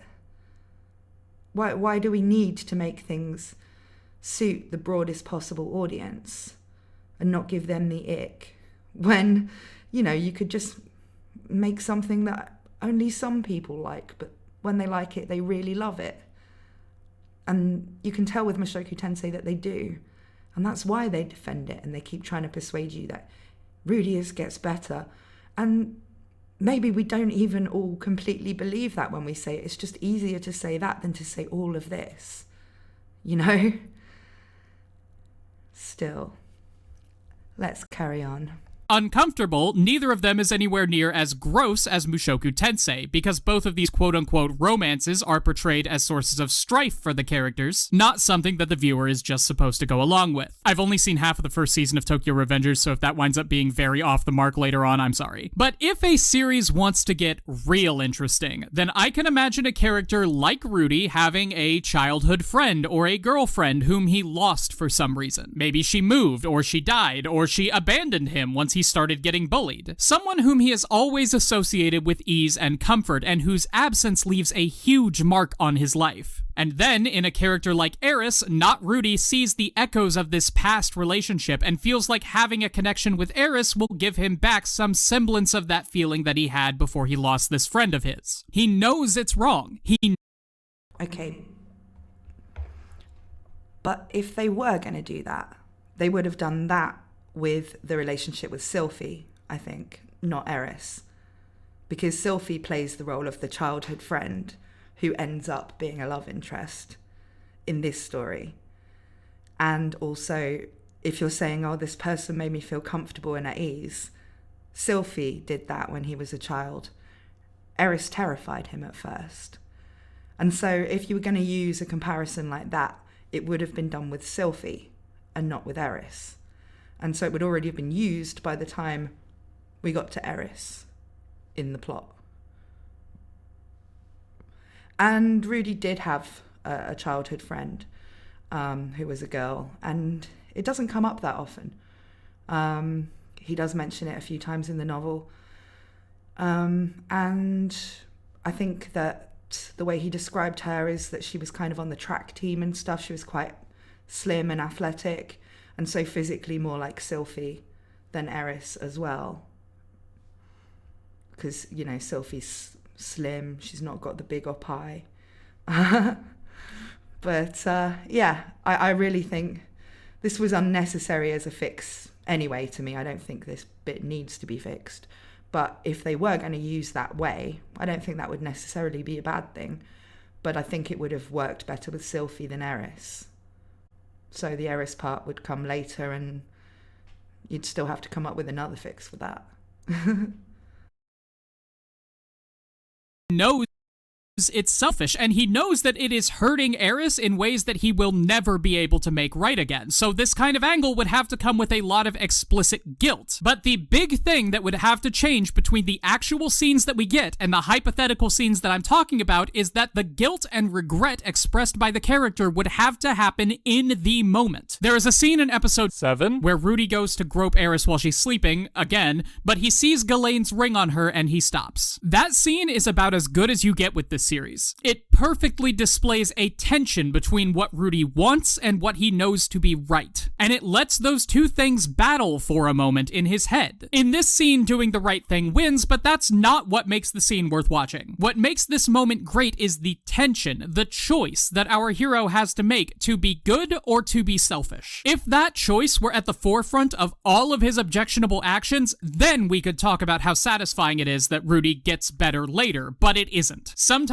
he faces consequences. Sometimes he feels guilty after the fact. But the actual scenes where these things happen are not, by themselves, interesting. Until they are, but by the time that happens, the people who care the most have already stopped watching the show. They do not provide a reason to watch them if you aren't entertained by what's happening on screen, and considering what's happening on screen, that's going to be a viewer retention problem. Denji Chainsaw Man is an excellent point of comparison here. Denji's entire personality is covered in a layer of manure so thick that he could not eat his way out of it even if offered $10 whole, but despite being such an unrelenting goober, the consensus among the anime community seems to be that he is a good boy who is worthy of compassion and protection. Denji gets revved up just as much as Rudy does, if not more. He literally wants nothing more out of life than to eat jam on toast and touch a boob, so why are the sexual situations in Chainsaw Man such an indelible part of the series' charm? Long story short, they are complicated. When Himeno brings Denji back to her apartment, there are so many thoughts and feelings swirling around in Denji's empty little skull. carnal desire, fear, hope, apprehension, lingering disgust. He doesn't wait until the act is over and the viewer has had time to enjoy their sexy sex scene before he starts getting into the weeds of it all. We see that while it is happening, which is what creates the emotional depth of the scene and sets up any potential growth that Denji could experience as a result. Same thing happens when he goes to touch Power's boobs and starts to realize that he doesn't actually want what's on a girl's chest, but what's in a girl's chest. Mushoku Tensei doesn't totally lack this sense of introspection when it comes to its more questionable elements, but it's fairly light on it, and it almost never comes while those elements are on screen, which makes most of its sexual content feel thematically empty whether it actually is or not. Putting more focus on guilt and selfishness during Rudy's negative moments would also help with the sense that his character is disjointed. The series does not hide the fact that Rudy is made of 50% industrial runoff, and it largely doesn't want to make the viewer believe that he is a purely altruistic person. Okay, well, I already said why I don't think Chainsaw Man is a particularly good comparison here. I think he's also making out that scene in Chainsaw Man to be a lot deeper than it is. I mean, really, this is the process of Denji just learning that actually not any random boobs will do. He maybe wants to have deeper feelings for somebody, you know, and it makes sense for his character to learn that. It also makes sense for Rudeus's character to learn that, but they're going to have to learn it in different ways, because Denji is learning it as a kid growing up, and Rudeus is learning it from the position of someone who's been very traumatized and has become a degenerate, and so he's got to unlearn a lot of things about the way he sees the world and other people. Denji just is kind of learning, like any innocent teenager, that, you know, just because you have the opportunity to do something and it, you know, you're kind of horny, doesn't mean that it's necessarily what you really want. And, you know, it's also just a completely different type of series with completely different characters. Yeah. The Bone Man says, I love Denji, but sorry, this isn't an appropriate comparison due to their very different lives. Exactly.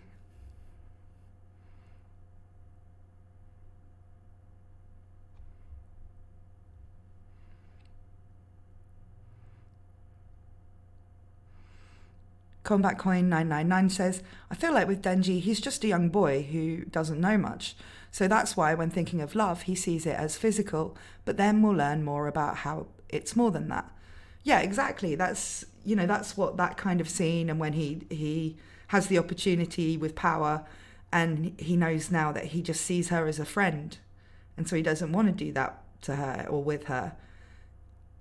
It's kind of like, it's establishing that he's gone from just, I've had a bad life, and now suddenly I've got all these friends, some of them are girls, maybe I'll get to touch a boob, normal things that somebody like him might think, to, okay, maybe I should be holding myself to higher standards. Maybe I should want something more than just the first opportunity I get. Maybe I have to feel a certain way about someone for the boobs to be special.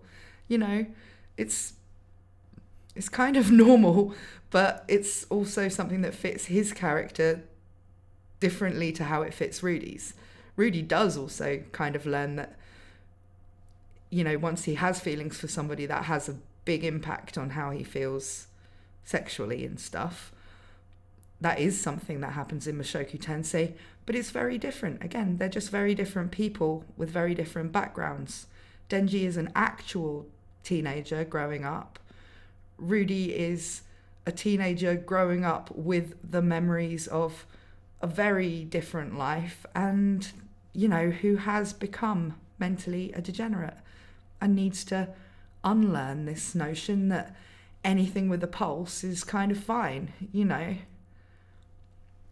Once he starts learning what actually makes him happy or what breaks his heart, he becomes more on that path. But it's very different to how Denji, like anybody at that age, can kind of learn those things pretty much as soon as they have that moment of clarity, that realization that he has in that moment. So Yeah, both things fit the stories, but that doesn't mean that treating one in the way that it's treated in the other would make it better than it is now.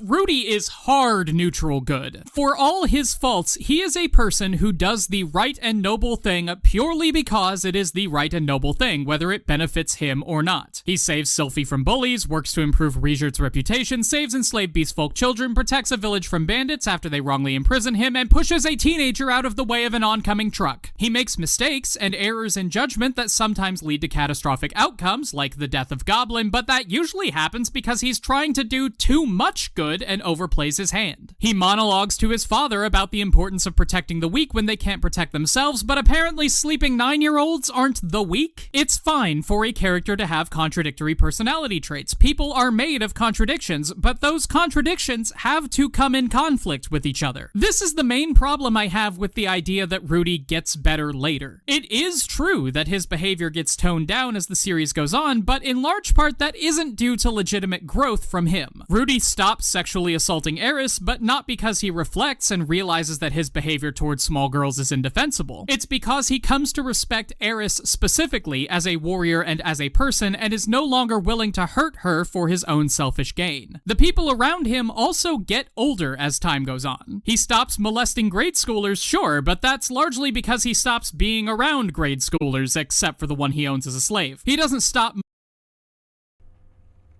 Again, that's actually just not true. I mean, he does have Julie around, and there's never anything sexual around Julie from any characters, even when she's grown up. She's never treated that way. Also, she's not Rudeus's slave. She's his apprentice. Technically, in terms of the purchase and all that, she is, legally speaking, Zenoba's slave, but he treats her more like a daughter, and they didn't use any of the magic or stuff that they could use with a slave to keep them enslaved. They really do intend to treat her as an apprentice. This is something I talked about a lot more in my review of season 2 because I know it was controversial, but I think it's worth mentioning again, just because I know people love to hammer in on that slavery thing. But there is never anything sexual around Julie or Rudeus's little sisters, Norn and Aisha. There are sometimes children around, and Rudeus doesn't interact with them in that way or have any thoughts about them or anything like that. It's not just that he's not around people that age anymore because he's not physically that age anymore. It's that he's not interested in people that age. He never really was specifically. It's just that he did have that anybody will do mentality before, and now he has realized that he can have meaningful relationships with people he finds attractive. He can, be normal. And so he doesn't really find himself inclined that way anymore. That is growth. And it's not just Rudy no longer does these things because the story doesn't give him the opportunity to anymore. It's not toned down. It's just that is how much he's grown, whether you like to admit it or not. That is what's happened. He didn't want to take advantage of Sarah, even. He felt very guilty about hurting her feelings when he realized she was there and overheard the things he'd said about her. He didn't want to hurt Sarah.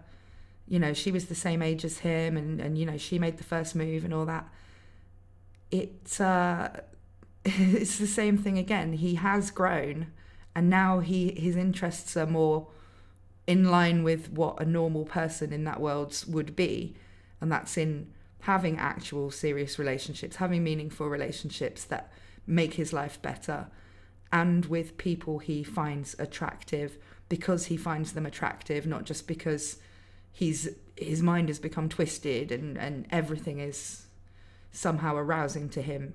It's that is the growth. That is the growth. Otherwise, we would be seeing scenes with him being lecherous towards Julie or towards Aisha or whatever. And those don't happen. And they don't just not happen. They specifically don't happen in a way that he mentally comments on in the books, where you do hear his entire inner monologue on everything. So, you know, he has grown. And it's just like it's not enough, though. You know? And it's not that he only cares about Eris because he grew to like and respect her. He loves Eris because of the time he spent with her and getting to know her. But he's seeing everybody in this world now as real people, proper people, not NPCs in a dating sim or anything like that. The things with Linnea, that's partly because, you know, it was done for comedy. Partly because he was just testing to see if he could get a reaction. And also because she's a beast girl. The beast people are kind of a bit more fine with that kind of shenanigans. We even see Persena saying he can do anything he wants to Linnea. That's kind of the way those characters are written. You know, like Ghislaine didn't mind him having a feel of her, but it's just like they think about those kind of physical things a different way. And yeah, it's done for comedy. It doesn't hurt her in any way. She has a funny reaction and then she doesn't care. You know, it's not supposed to be some traumatizing thing that is terrible to see. It's just a silly moment with what's mainly a character that's used for comic relief. But you can take it seriously if you really have to. Molesting girls, his victims just reach a more typical age for anime shenaniganery, so it becomes easier to just roll your eyes and bear with it for anyone who's seen more than one isekai. It's true that he seems to get less of a naughty thrill out of his actions than he did in Season 1, but that's because any interaction with a woman reminds him of that one time he had sex with a teenager and she fled in the night without saying goodbye, just as I would. Not to mention that his dick don't work. Growth comes from self-reflection and acknowledging your own faults. Giving up things you enjoy because of your trauma is not growth, it's pain avoidance. For people who care about seeing Rudy overcoming his negative attitudes and breaking harmful habits, the line that Mushoku Tensei draws from Rudy in Season 1 to Rudy in Season 2 is not going to be satisfying. And this idea of dissonance doesn't just apply to Rudy's character. The presentation of the series itself does not work to prime a viewer for the kind of introspection they're going to have to do to enjoy or tolerate watching Rudy do his thing. Mushoku Tensei is an isekai, and it starts in a way that has become very common for isekai. A sprawling, Tolkien-esque fantasy world with optional JRPG elements, a young child as a protagonist. Physically beautiful characters in a sunny, tucked-away little farming village with the promise of adventure beyond every hill. And that gives the viewer certain expectations, especially when it comes to lewdness. Fan service, scantily clad women, the occasional off-color comment from a comic relief side character, and a protagonist who could absolutely have sex with any woman he wanted, but who refuses as a matter of gallant chivalrous pride or an appalling lack of situational awareness. Sexual elements in these kinds of shows are rarely treated in a serious manner. They are lighthearted attempts at comedy, or they are nervous, one-sided affairs designed to arouse the viewer and go nowhere. Or they are rape scenes, where explicitly evil characters give the protagonist a chance to save a distressed damsel. They are designed to elicit very simple reactions, laughs and hype and or erections. The sexual elements in Mushoku Tensei do not do that, and they often are not trying to, which causes dissonance between a viewer's expectations and what actually happens on screen. This largely is not Mushoku Tensei's fault. It was one of the first isekai of its kind, and it put in a lot of the groundwork for developing the tropes that— It wasn't one of the first isekai of its kind. That's something that's just been propagated since somebody said it in a video. Even I thought it was true until I actually started reading it and knowing more about it. When I watched the first season of the anime the first few episodes before I started reading the novels, I had that whole, this is the grandfather of isekai thing. I even said it in the first video I made with my first impressions on Mushoku Tensei. But it's not true. ReZero started as a web novel earlier than Mushoku Tensei. Overlord also, Log Horizon. Quite a few of the ones that we know today started as web novels earlier than Mushoku Tensei. a lot started around the same time, and it may be the first example of certain tropes. There wasn't a lot of reincarnation in isekai around that time, but that's not to say that it wasn't something that was used in isekai. So yeah, I mean, and we are talking about the kind of new wave of isekais ever since it's kind of been called a genre. I'm not saying, you know, including everything that's ever been an isekai, you know. I'm just talking about this sort of Sword Art Online onwards kind of as an anime, you know, boom. Those kind of things, which really originate from the web novels. And Mushoku Tensei it's earlier than a lot of them, but it certainly wasn't the first, or even the first of the ones that you have probably watched. Like I said, ReZero started slightly before, just by a few months. And the light novel adaptations, the first volumes of ReZero and Mushoku Tensei actually came out on the same day. Overlord, I think, started the year before. Same with Log Horizon. I can't remember, but off the top of my head, those are at least ones that definitely were older than Mushoku Tensei. There's quite a lot of them, though, that are well known today as anime. So, yeah, that's just not true. He says, SAO isn't an isekai, though. Yeah, I know it's not, technically, and we've discussed this many times, and I've said it in many videos, that while it is not technically an isekai, it would really be considered more as a sci-fi story. If you're going for literary definitions, it is kind of the thing that's seen as the start of the boom in stories based on this kind of what's called naruke style of story that kind of originated on the web novel site that Mushoku Tensei and ReZero and all of the ones we were talking about started out on. And there is a certain style to those that went over well in anime and resulted in a lot of the shows that are popular today. He talks about the expectations when you set something in a Tolkien-esque fantasy world, and there's going to be some fan service and there's going to be some characters who say some inappropriate things and all that.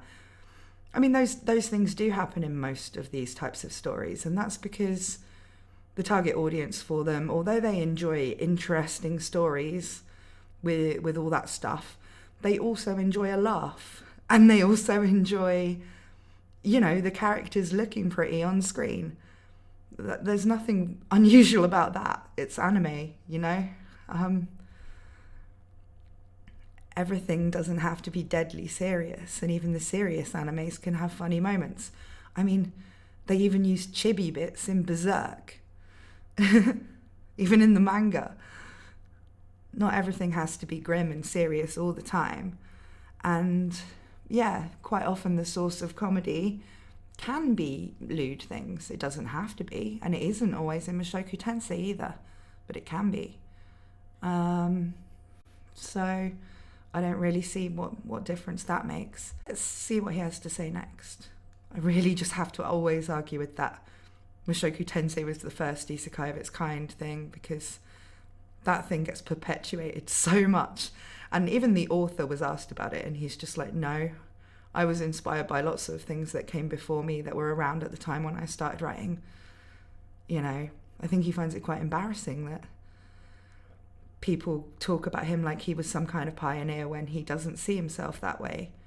And it makes it sound like he disregards the work of the people who came a little bit before him and inspired him to write his book.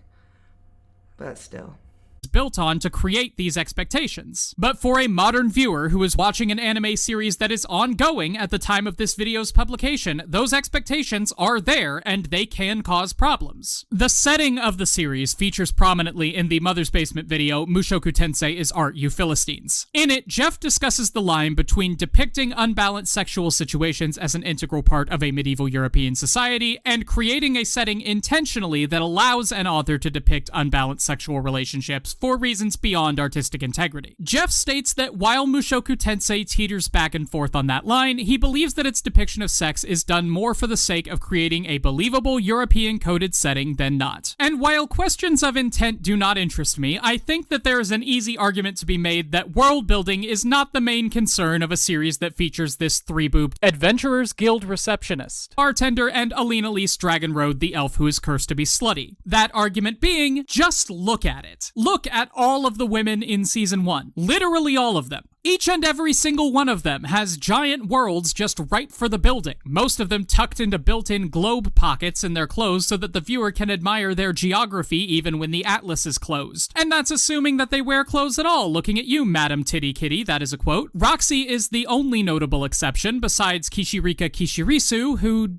does not convince me that I'm wrong. Not to sound like Ben Shapiro, but I find it curious that a world that allegedly prizes realistic depictions of sexuality in medieval European society seems to think that the average contemporary bust size was somewhere between a cantaloupe and a humpback whale. For contrast, look at the cast of The 100 Girlfriends Who Really, Really, Really, Really, Really Love You. 100 Girlfriends is an unabashedly stupid and sexy harem show about teenagers trying to work their way through a weird polyamorous relationship dynamic that God has forced them into on threat of death. But unlike most other stupid, sexy harem shows, 100 Girlfriends spends a good deal of its time characterizing and humanizing each of the protagonist's destined soulmates. It presents a highly diverse roster of partners and makes sure the viewer knows exactly what Rentaro likes about each of them. Importantly, what Rentaro likes about them never boils down to she has big boobs.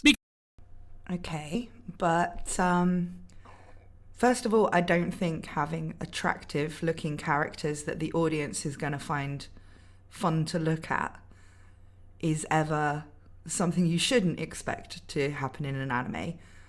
I mean, like, would it be improved in any way if characters like, you know, that aren't super important to the story, like say Hilda, were potato-faced European medieval peasants? Would that improve it in any way? No, it wouldn't. It would make it objectively worse, because it would be less appealing to look at. You wouldn't want to look at that character. Secondly, what does a harem show where the girls are all different shapes and sizes and the guy likes them for more than their booba have to do with Mushoku Tensei? Where, and I know this is a bit of a spoiler, but I think anybody who knows anything about the series already knows that it ends up being a harem. Rudeus' wives, Sylphie, flat-chested. Roxy, flat-chested and never looks older than like 14. And then Eris, who grows up to have big oppai. So 2 out of 3 of his wives don't have big boobs. And he loves them anyway, even though he's from the Notos Greyrat line, which is well known within the world building because all the noble families have different sort of kinks that everybody knows about and everybody gossips about them for. And the Notos Greyrat line that Paul and also Luke, who we see in season 2, come from, they have a thing for large oppai, which is why Luke says that Sylphie doesn't have the figure to be seducing anybody or something. He's not being mean to her. He actually just thinks that. And Rudeus, being Paul's son, you know, they all think, you know, characters like Sylphie and Roxy think that Rudeus must only like big boobs as well. But he actually doesn't, because he likes them all for different reasons. He likes them for who they are. He is happy to finally get to see some big boobs when he's with Eris, but, you know, when she's all grown up. But other than that, he's fine with how Sylphie and Roxy look. So it's nothing to do with the character only wanting a harem of big booby oppai. And when it comes to the characters who appear in the show, well, you know, they're just designed to be appealing to look at because it's an anime, because it's something you're going to be looking at. So I'd rather look at a pretty character than a potato-faced peasant as well. So, of course, You know, they make them look sexy. Some of them have big boobs. Some of them have big boobs for reasons that are explained in the story. You know, like I said with Paul. He has a particular thing that's his family is known for women with that attribute. And so, of course, Zenith and Lilia, you know, the mothers of his children, both have that feature. And, you know, Hilda is Eris's mother, so she has to have them, so that Eris growing up to have them makes sense. And, you know, that's just like, of course that would be the case. It doesn't need to be justified, but, you know, it also doesn't need to be changed or even noticed to the point of criticism, when there are also characters who aren't built that way. I mean, Alina Lise isn't canonically supposed to have particularly big boobs. None of the elves are. You know, they may kind of draw her a little bit more busty for the more ecchi scenes, because that's what you expect to see in a more ecchi scene. But, you know, that isn't a feature that she's noted to have when she's described, or, you know, when she's drawn with clothes on. She doesn't have that. It's just like, what does it matter? Also, it is supposed to be European. And to a Japanese person, they probably imagine that we all have massive knockers here in Europe. And I wouldn't even say that that wasn't the case. I'm a D for dragon. But, you know, it's... what is even his point here? It's not got good world building because all the characters I remember from season 1 have big boobs, even though the characters that are Rudeus's love interests don't. And you know, there are quite a lot of characters he showed there that just are barely in it. You know, there was Hilda, there was that woman that was in Paul's party in Milishon, the one in the bikini armor. She was just a background character in the anime. In the novels, there is actually a reason why she wears the bikini armor and why she dresses all lewd. And it's actually that her sister was assaulted, you know, traumatized. And so her sister really hates anybody looking at her body at all or even noticing her. And so she dresses in the skimpiest outfits she can so that she draws all the attention, so that her sister feels more safe and comfortable. And that's actually her character. But she's not in it very much. She's hardly like a main character like Sylphie or somebody who doesn't have big oppi. So, you know, he's just picking and choosing. Also, if we're talking about different body types, there's more to having different body types than the size of the boobs. Ghislaine has a completely different body type to, say, Zenith, or, you know, it's just like, yeah, just because they both have big boobs, one of them is very muscular and strong and a completely different archetype in terms of character design. But, you know, I think once people get into this mindset, they just look for anything, don't they? Still. Let's carry on. Let's see what else he has to say about why Mushoku Tensei is bad for having attractive women in it. Some of them having big boobs. They're not as good as the waifus in 100 Girlfriends, who are so different from each other and diverse. I'm sure that probably is the case with that show. A show like that wouldn't work if they weren't all very different. What's the point in having loads and loads of waifus if they're all going to be like impossible to remember which was which and to tell apart from each other? There's no point in doing that in a story. And there would be no point in Mushoku Tensei having the large cast that it does if they were all the same. But they're not. And the fact that you noticed a number of characters all having one physical attribute, despite the other aspects of their bodies being completely different, doesn't really say anything. Certainly isn't worth levelling as a complaint against the series or as a reason why it's not taking its world building seriously. Mushoku Tensei is known for having among the very best world building in any of these styles of novel series. It is actually absolutely incredible. Yeah, as an anime only who's only watched the dub at that, you're not going to know the half of it, but you can see, even from the anime, just how much is going on and going to be expanded into. And, that there's lore behind every family, every tribe, every kind of setting that they pass through. And it's all been thought through. And the lore isn't just, well, they treat women really badly here because I want to write about that. And that's definitely not the case. I don't care what Jeff said. I don't care. That's not the case.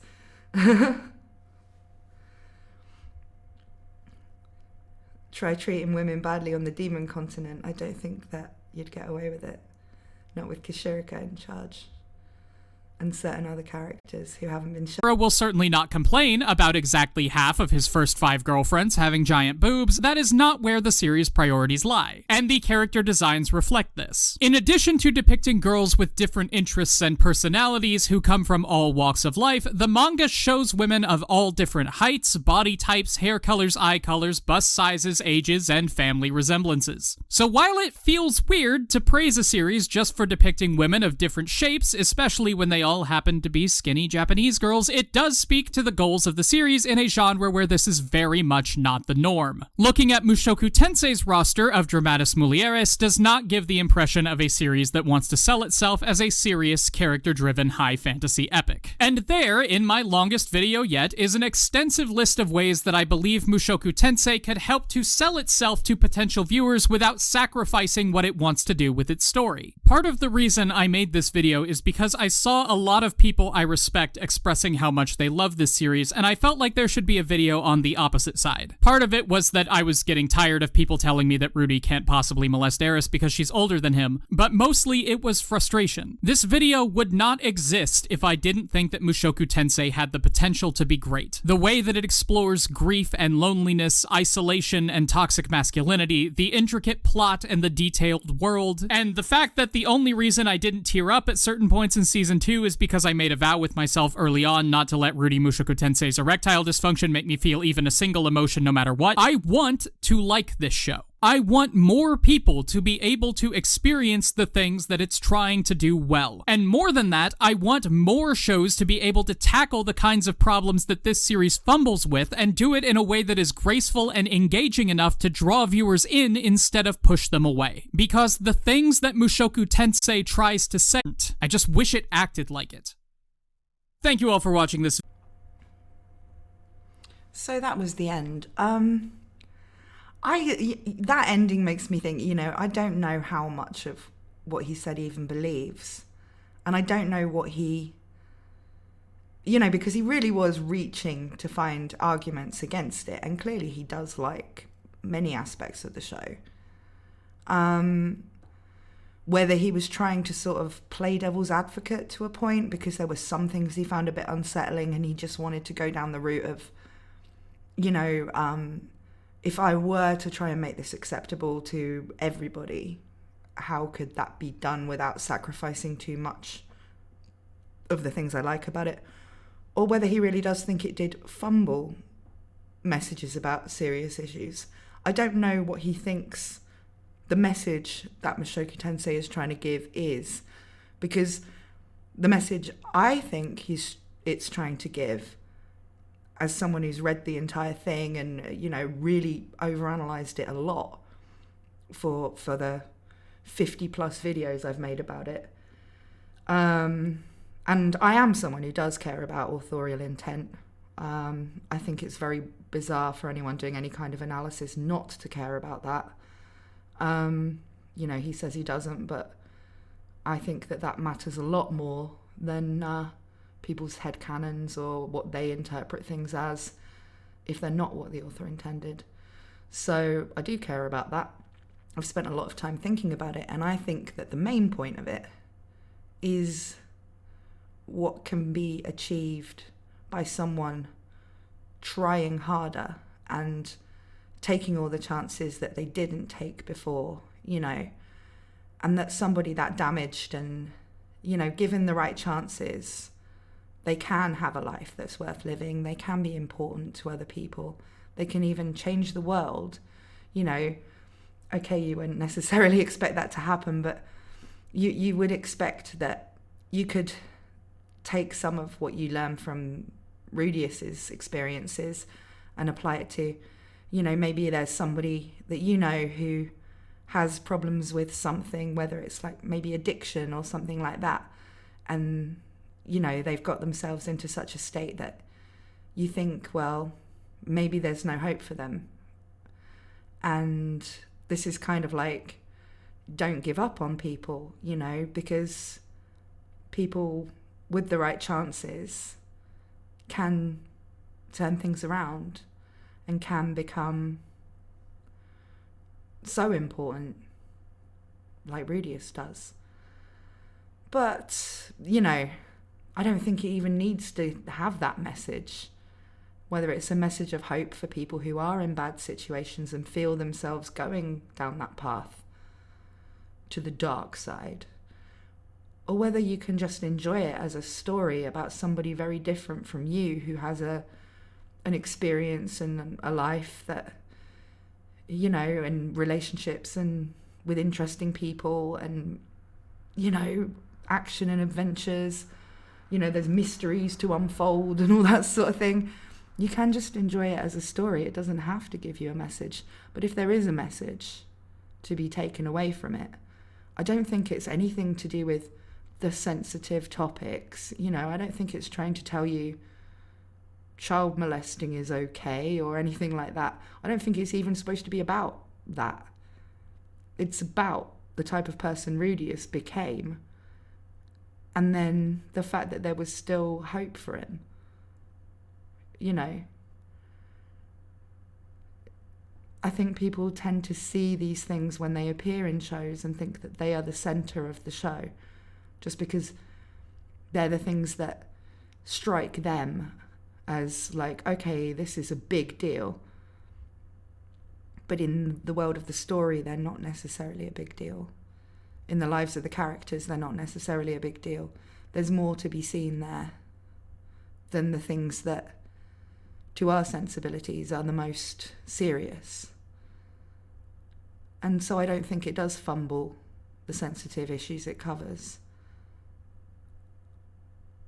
But, you know, that's just what I take away from it. I don't know what you guys think, but it's very hard to reconcile a lot of the things he says throughout the video, because it really does feel like he actually liked the series a lot. And as he said, people he respects like the series a lot. But he also feels that anime should be liked by as many people as possible.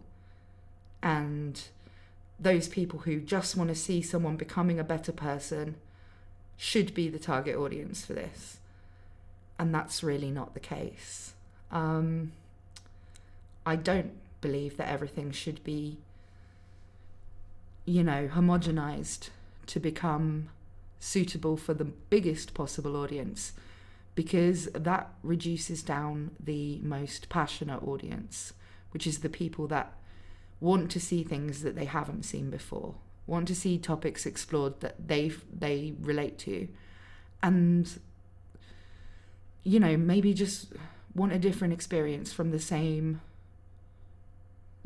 guy gets better and gets stronger storyline. They want to see something a little bit more to that, while still having the rewarding, like, wish fulfillment elements that are fun to read, and the interesting world building, the interesting setting, all of that. I mean, it's not for everyone.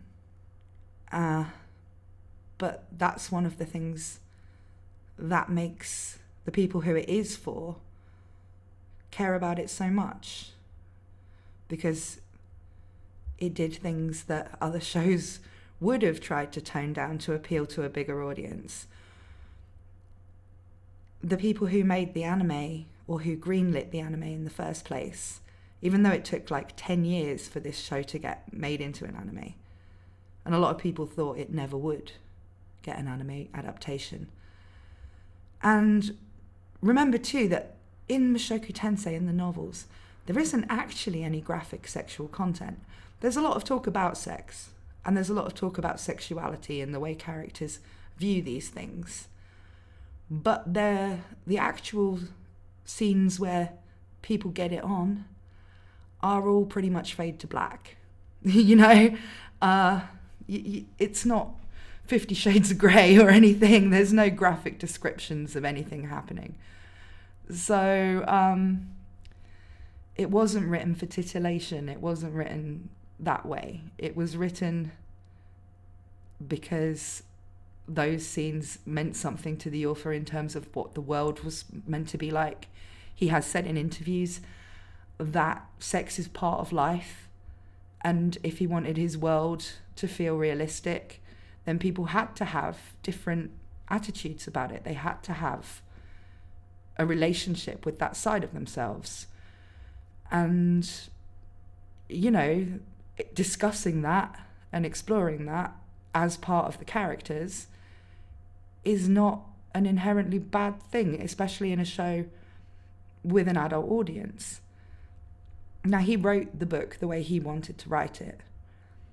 And the fact that the people that greenlit it for an anime kept all that stuff in and didn't tone it down, didn't censor it, because they had faith that this was a good enough series with already enough of a fan base to do well. You know, that's great. We need more of that. We need more of, let's take this book series that was written this way and make it the way fans want it to be. And the fans already exist, so we know that not everybody in the world is going to be horrified by this character that's so terrible, you know.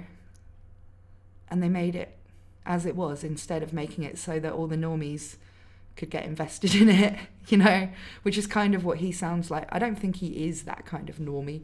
I just think that he thinks that the more people like the show, the better it is. And I think, while that may be the case for some things, things like Mushoku Tensei will always be the ones that the people who love it love the most, you know. And I'm personally glad that they stuck with, they had faith in the quality of what the author put in and made it the way that they did. But what do you guys think? Not Laggy says, sex is part of life. How much of us are living life at the moment? Lol. Well, I think he means like the concept of it, not the act. You know, even if you're not having it, it's still something that most people have some kind of relationship with in their minds, in terms of, you know, even being asexual is an identity. It's still part of your identity. And how many things, if someone's asexual, that is something that they will say. Work about things that you aren't interested in as part of your identity. I'm not interested in skiing, but I would never be like, you know, I think it's important that if you're going to get in a relationship with me, or you're thinking about it, or you know, just know that I'm never really going to be interested in skiing. I don't think there's anything in the world that could get me to be interested in skiing. You know, it's not part of my identity. It's just like, it's one of those things that is so important to us that it's even important to us when it's not important to us, you know? So, given it is part of most people's identity, how they feel about that part of themselves, that part of other people around them,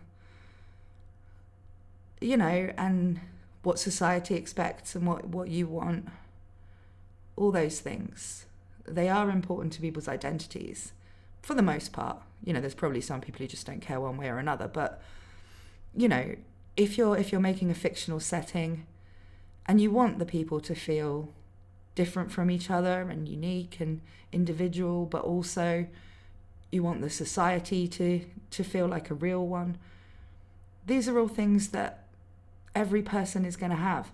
I mean, I bet if I asked the chat, which I'm not going to do, but I bet if I asked the chat, and they were willing to be open about it, what are your personal kinks or whatever? Everybody would probably give a different answer, but then there would be some where they're like, oh yeah, I'm into that too. Everybody's thought about these things. They've come to learn what, assuming you've had a bit of time as an adult, you've come to learn what you like and don't like, what you're into, what you're not into. And if you're writing a convincing world,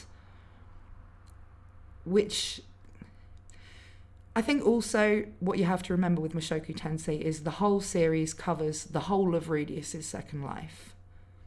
So where with a series like ReZero, which presumably is going to cover a period of a few years, you can maybe get away with never really delving into that part of any of the characters if it's not something you're interested in writing about.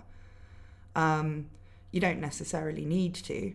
You can go years knowing someone without knowing that sort of thing about them. If they're not your partner, it's probably not of interest to you.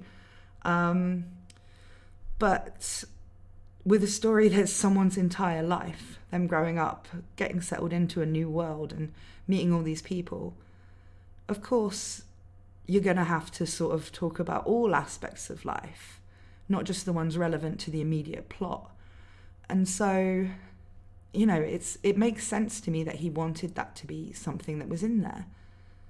And it's something that he's comfortable writing about. So, yeah, it's something that I think the author included in a way that was appropriate for the type of story it is, appropriate for the audience it has, and makes a lot of sense in terms of the world building. But that's not to say that he can't write a story that doesn't have any of that in it. And he can't write a character as a protagonist that isn't in any way a degenerate. Because there's Old Dragon's Tale, the prequel to Mushoku Tensei, which I have a whole series reading out on my YouTube channel. And the protagonist of that has no interest in anything like that. He never even conceives of it. He's not human, so, so it isn't kind of like assumed that it's going on in there, but he just never talks about it. He's not human, so it never comes up. And there's nothing lewd in that at all. There's just none of that. And yet he's still just as compelling as a protagonist as Rudeus. And the story doesn't contain anything like that. The setting, the world building doesn't involve any of that. It's interesting. So thinking that the author just made the setting of Mushoku Tensei that way because he wanted women to be treated this way in his story so he could write all the sexy bits is completely wrong. Because the setting of Mushoku Tensei comes out of the setting of Old Dragon's Tale, to sort of put it in a way that doesn't spoil anything. And yeah, the setting of Old Dragon's Tale is not very sexual at all. And the protagonist just doesn't conceive of these things.